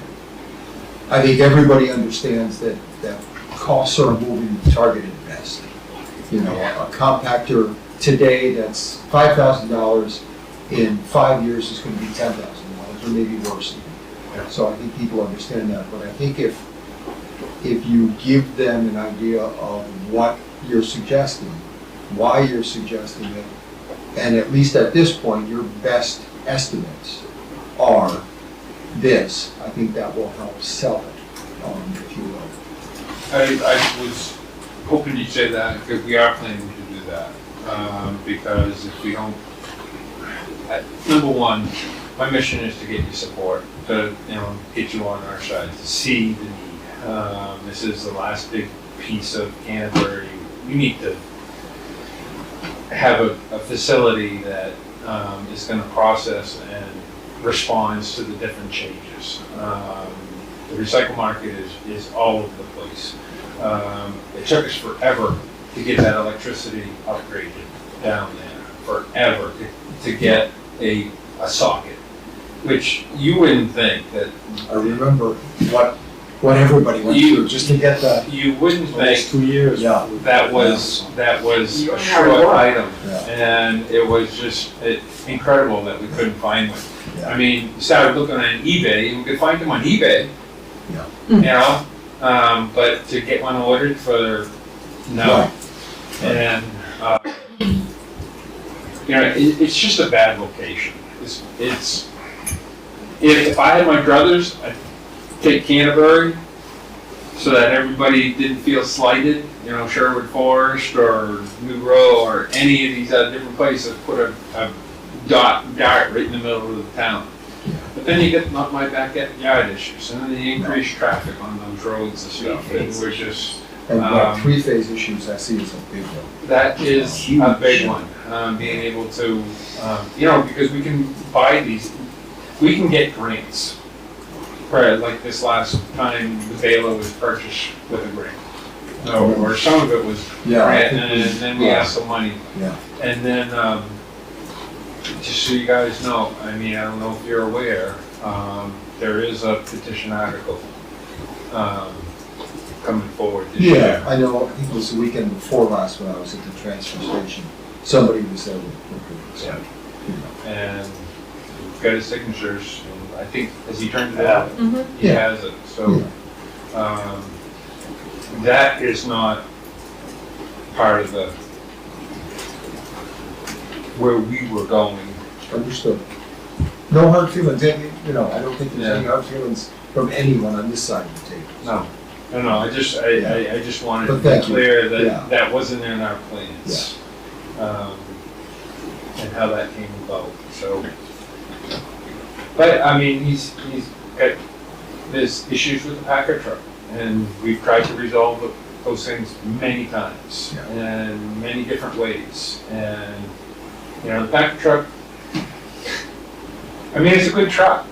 If we did move forward and we got everything that we're asking for and go to a different site and we were to get rid of that Packer truck, you bring it down state surplus and get a good money for it. It's still in decent shape. It's just small.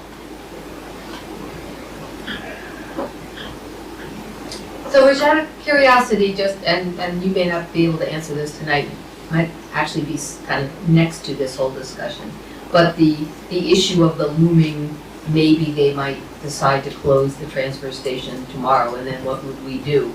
Do you have a bug out plan? Or if somebody called you tomorrow and said, guess what? We got some money, we're gonna close your. Because what would happen is that if all of a sudden, I don't think it would happen that way. I think there would be notice and, They couldn't leave us without. Right, so there's a notice. Either help facilitate what we did with our truck. But the issue is that to cap that landfill properly, you gotta tear that structure down. You're gonna have to cap it, which will be on the hook for at least part of it. We're gonna be on the hook for where are we gonna get rid of our trash, at least temporarily, Right. Loudon, maybe, who knows? That's my question. So is there a bug out plan just in case that happens? This reason. This The bug out plan is to start a whole new site. Start now.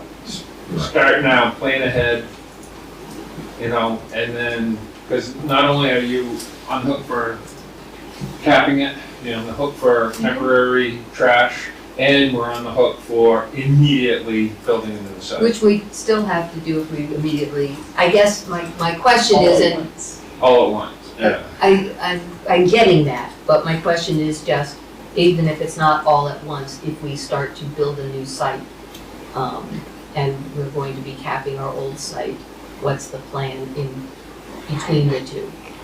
I think like, Before one is capped and one is open, is there, do we know? We've No got idea. questions about where to put. we our know that the railings. state, we know that the state has, we're not privy to those discussions, so we don't know what the state is gonna do. We do know that there is a division at DES that is specifically for landfill closures. They were activated when the brownfield sites down in Nashua and Hudson, with the asbestos and all that stuff. I mean, they were activated, they were part of that. Are they looking to close our site or these other small little, I mean, we're small potatoes to these guys. Okay, so assume that they're looking the other way and they're not going to spend the money to close us. In your committee's, I think the big thing, idea, in your committee's planning, how long do you see before you would like to see a new site open? What would realistically be a timeline? Money is an option, yes, but if you had the money, if we had the money, tomorrow, not tomorrow, okay. you know? I So, mean, if it's, but money is an option, so say 5 years? Can you envision seeing a new transfer station in 5 years? or less. I could, Okay, I could. and It can, depends on, but it's all contingent on finding a piece of property. That's the huge thing. And then raising the money. You Right. know, there's a lot of ifs there. I mean, there is some land down in exit 18 that isn't developed right now. What those people want for that land down there, who knows? So the other thing to keep in mind is the landfill, the transfer station is only part of the equation for us. mhm, The highway department is the other part. That's Mhm. what hasn't been mentioned. Right. I don't think we're gonna go anywhere but up there because we don't have another site. that's next. Right. And using that, The third keeping that one. site for their use and for the sand and the salt makes sense because it's right near the municipal facility. It's just down the road a little bit. It's a great place to store sand. That decision may be out of our hands though, so. So it's just something that a select board, whether it's us sitting in these chairs or other people in the future, is gonna need to be discussed. Yeah. So, At some point, but Okay. you know, in the footprint, you know, it's weird how they built that building. Because it's built right on the edge of the landfill footprint. And I think it's almost like it's temporarily capped with concrete, you know, to some degree, and some of the walls there to help with the containment. And, because I've heard John many times talk about how, you know, they've done some work out in the yard down by the salt shed, and they'll come across some debris, some landfill debris, and how that got kicked up or where it got kicked up, you know, it just, who knows? And Ken, my understanding, the last time I looked, the monitoring wells that are there are showing very little in the way of contamination or spray, right? That's correct.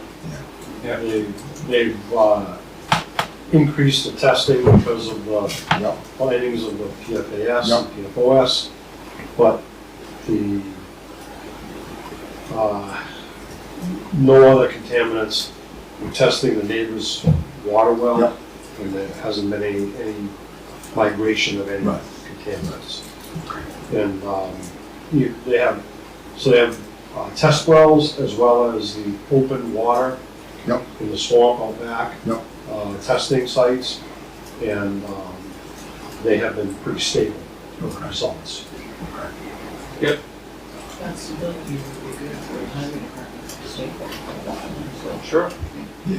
They could say that. I'm sorry, what?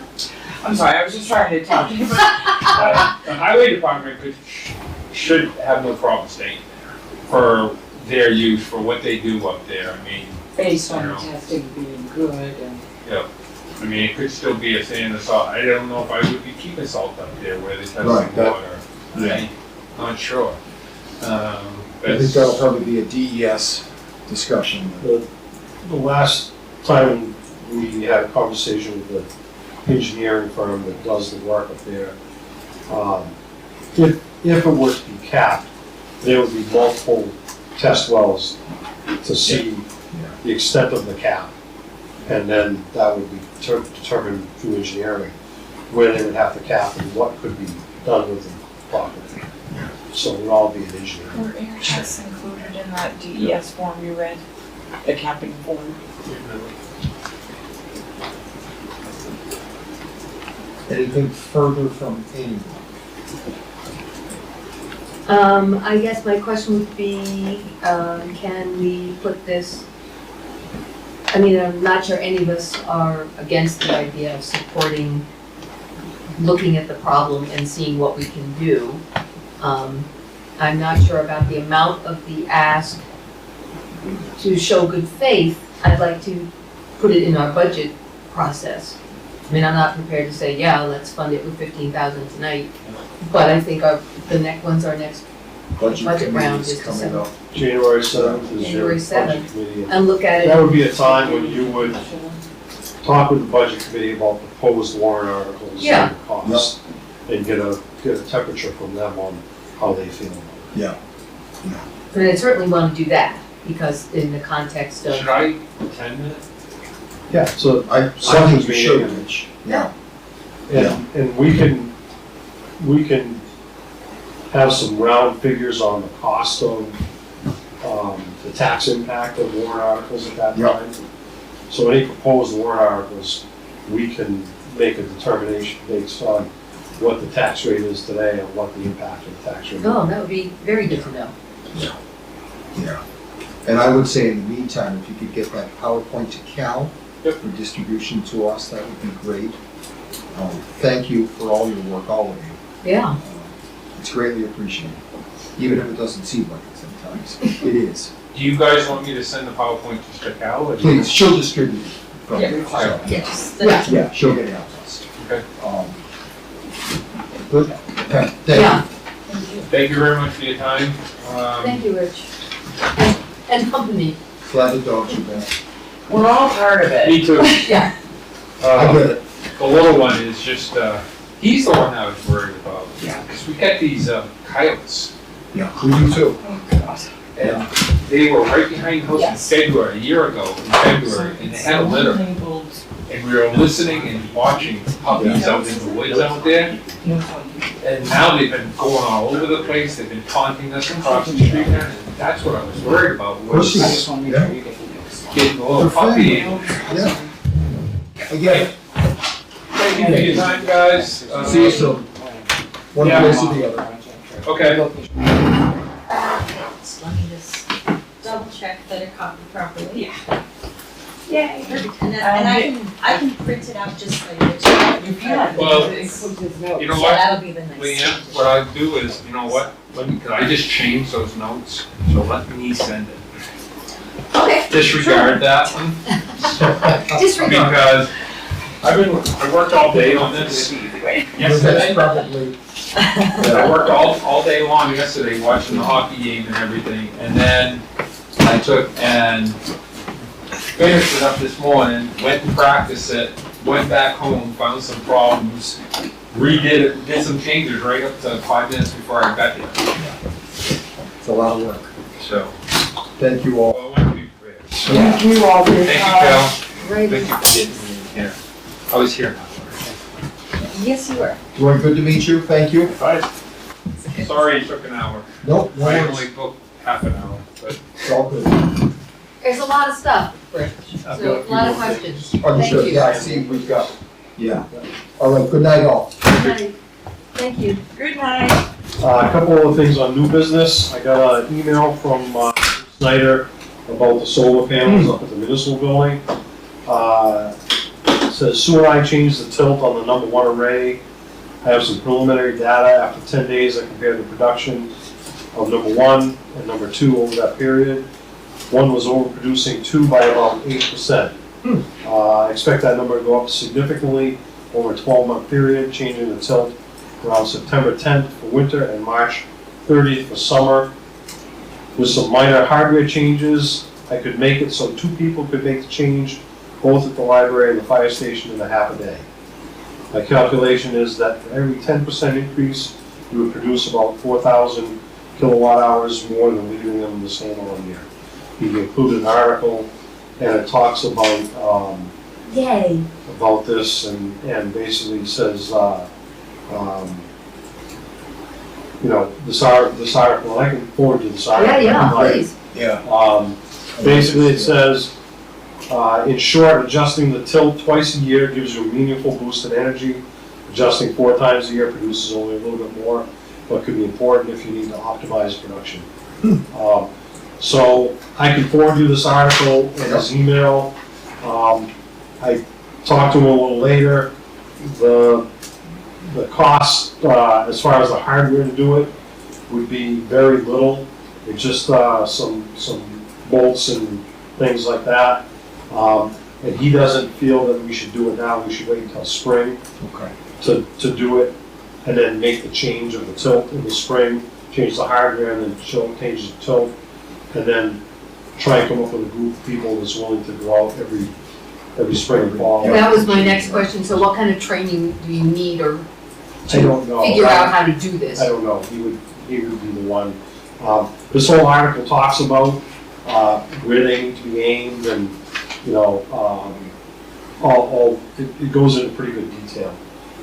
So my guess is he would be able to do some sort of training on it. Some sort of training. Could you ask him about that, please? Because I think if they're gonna start in the spring, it'd be great if we could talk it up and get people who might want to.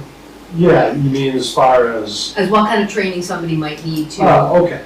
I mean, I'm assuming it's a volunteer position, or do we have somebody from do we train the highway department to do it, and then it's part of their job? He said either volunteers or employees.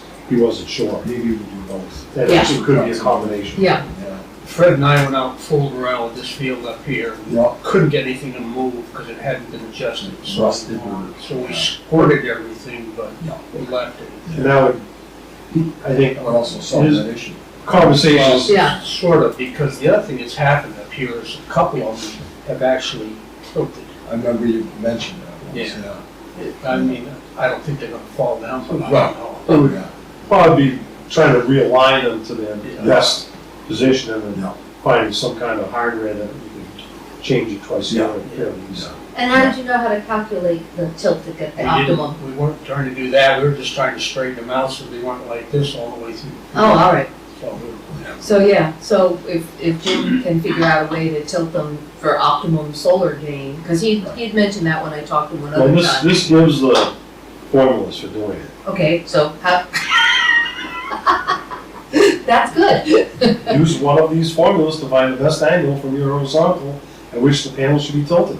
If your latitude is below 25 degrees, use the latitude times 0.87. And then what device do you use to make sure the pan? Sexton. Yeah. Nothing. Where is Chris when I need him? Mr. Blair, come on! I'm sorry. Jesus! I want to have there's gotta be we gotta come up with a great name for the committee to do I this. guarantee someone in Yeah. town owns a I'm Sexton. sure there's an app on Yeah. your phone There that will is, tell you. I bet there is, of course there is. No doubt. The tilters, Canterbury tilters. Tilters, they gotta wear kilts when they tilt. I mean, Okay, I think this could be a thing. also in the new business, I have a letter, we received an email from, Attorney Manzelli, who was representing, the Brookford Farms. They are refinancing, and because they refinanced using National Oceanic Oceanic? and Atmospheric Administration, NOAA for short. Mm-hmm. They have to get permission from them to refinance, and because the town was the seller and a signer of the easement, the conservation easement, they need a letter from the town agreeing that they don't, or saying they don't object to the refinance. So I have this letter. This was drafted by Attorney Manzelli, and they asked if we could look at it tonight and sign it. looked over pretty quick, I don't see there's anything that's objectionable to it. Do we still have a relationship there, or are they done paying for that? The sod farm money that we talked about. Well, we were paid for it. All the money that, the sale of the sod farm, the town received full funding for that. That's right. We're still paying the bond that we took out when we bought it. We took part of it for taxes and we bought the other part. We're still paying on that bond because you can't pay off the bond early. So we couldn't use the sale funds to pay off the bond. We must be getting close on that. That's just We gonna are, say we're that. only Yeah. two years away, I think. Well, so sooner than that. 1 year. 1 year? I think This year. Next year. Yeah. Yeah. 2025. 2025. The other one has to be bond. Okay. Yep, Gold Star, Very close. 2025 for Gold Star. Right. Yep. Cal, while I'm thinking of it, the notebook that you prepared for all of us, Yes, would you plan on doing the same? yes, I've already started compiling the notes, but. I appreciate it. It was very helpful. I can't see why we would not agree to this if it allows them to refinance and continue to be solvent enough to pay their taxes. That's what I thought. No, That's a good thing, for them and us. You buying this? I certainly think we should, and that it sounds like you. So, I hope they get a good rate.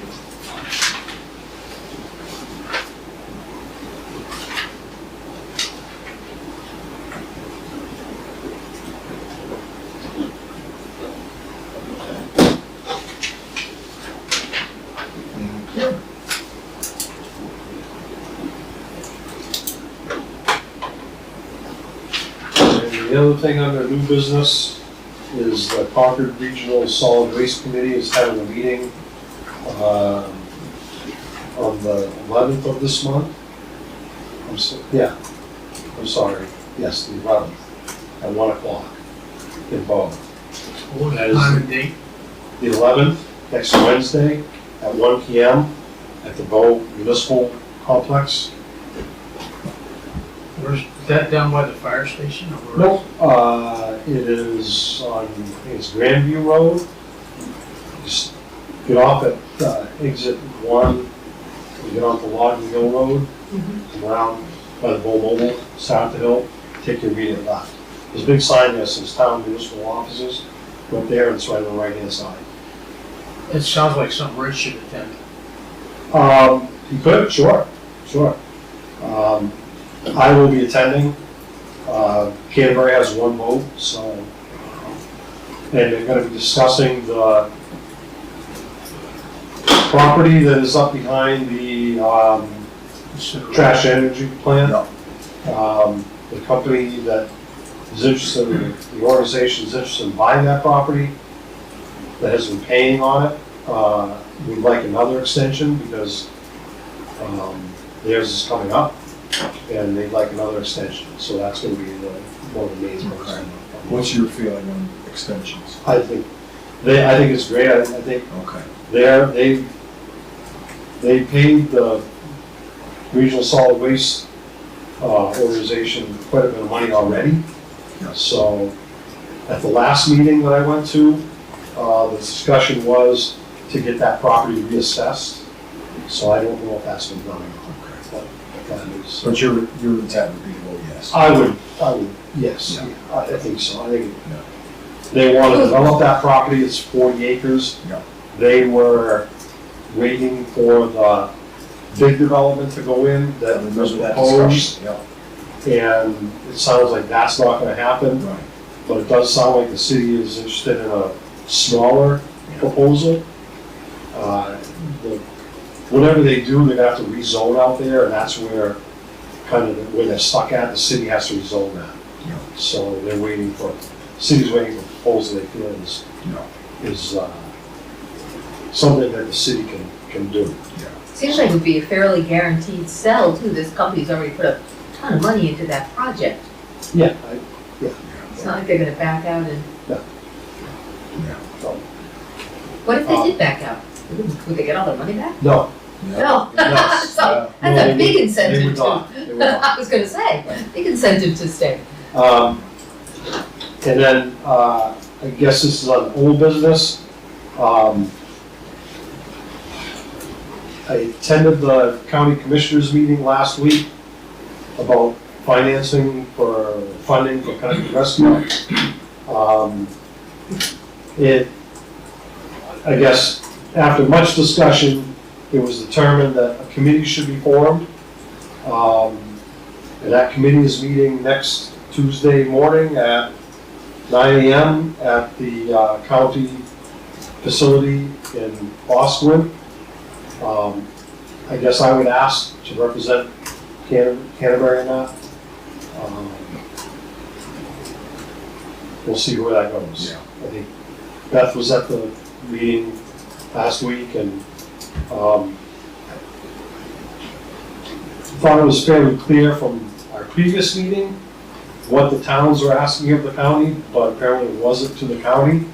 And the question was asked again, and I hope it was answered again, but this committee is hopefully gonna look into this and see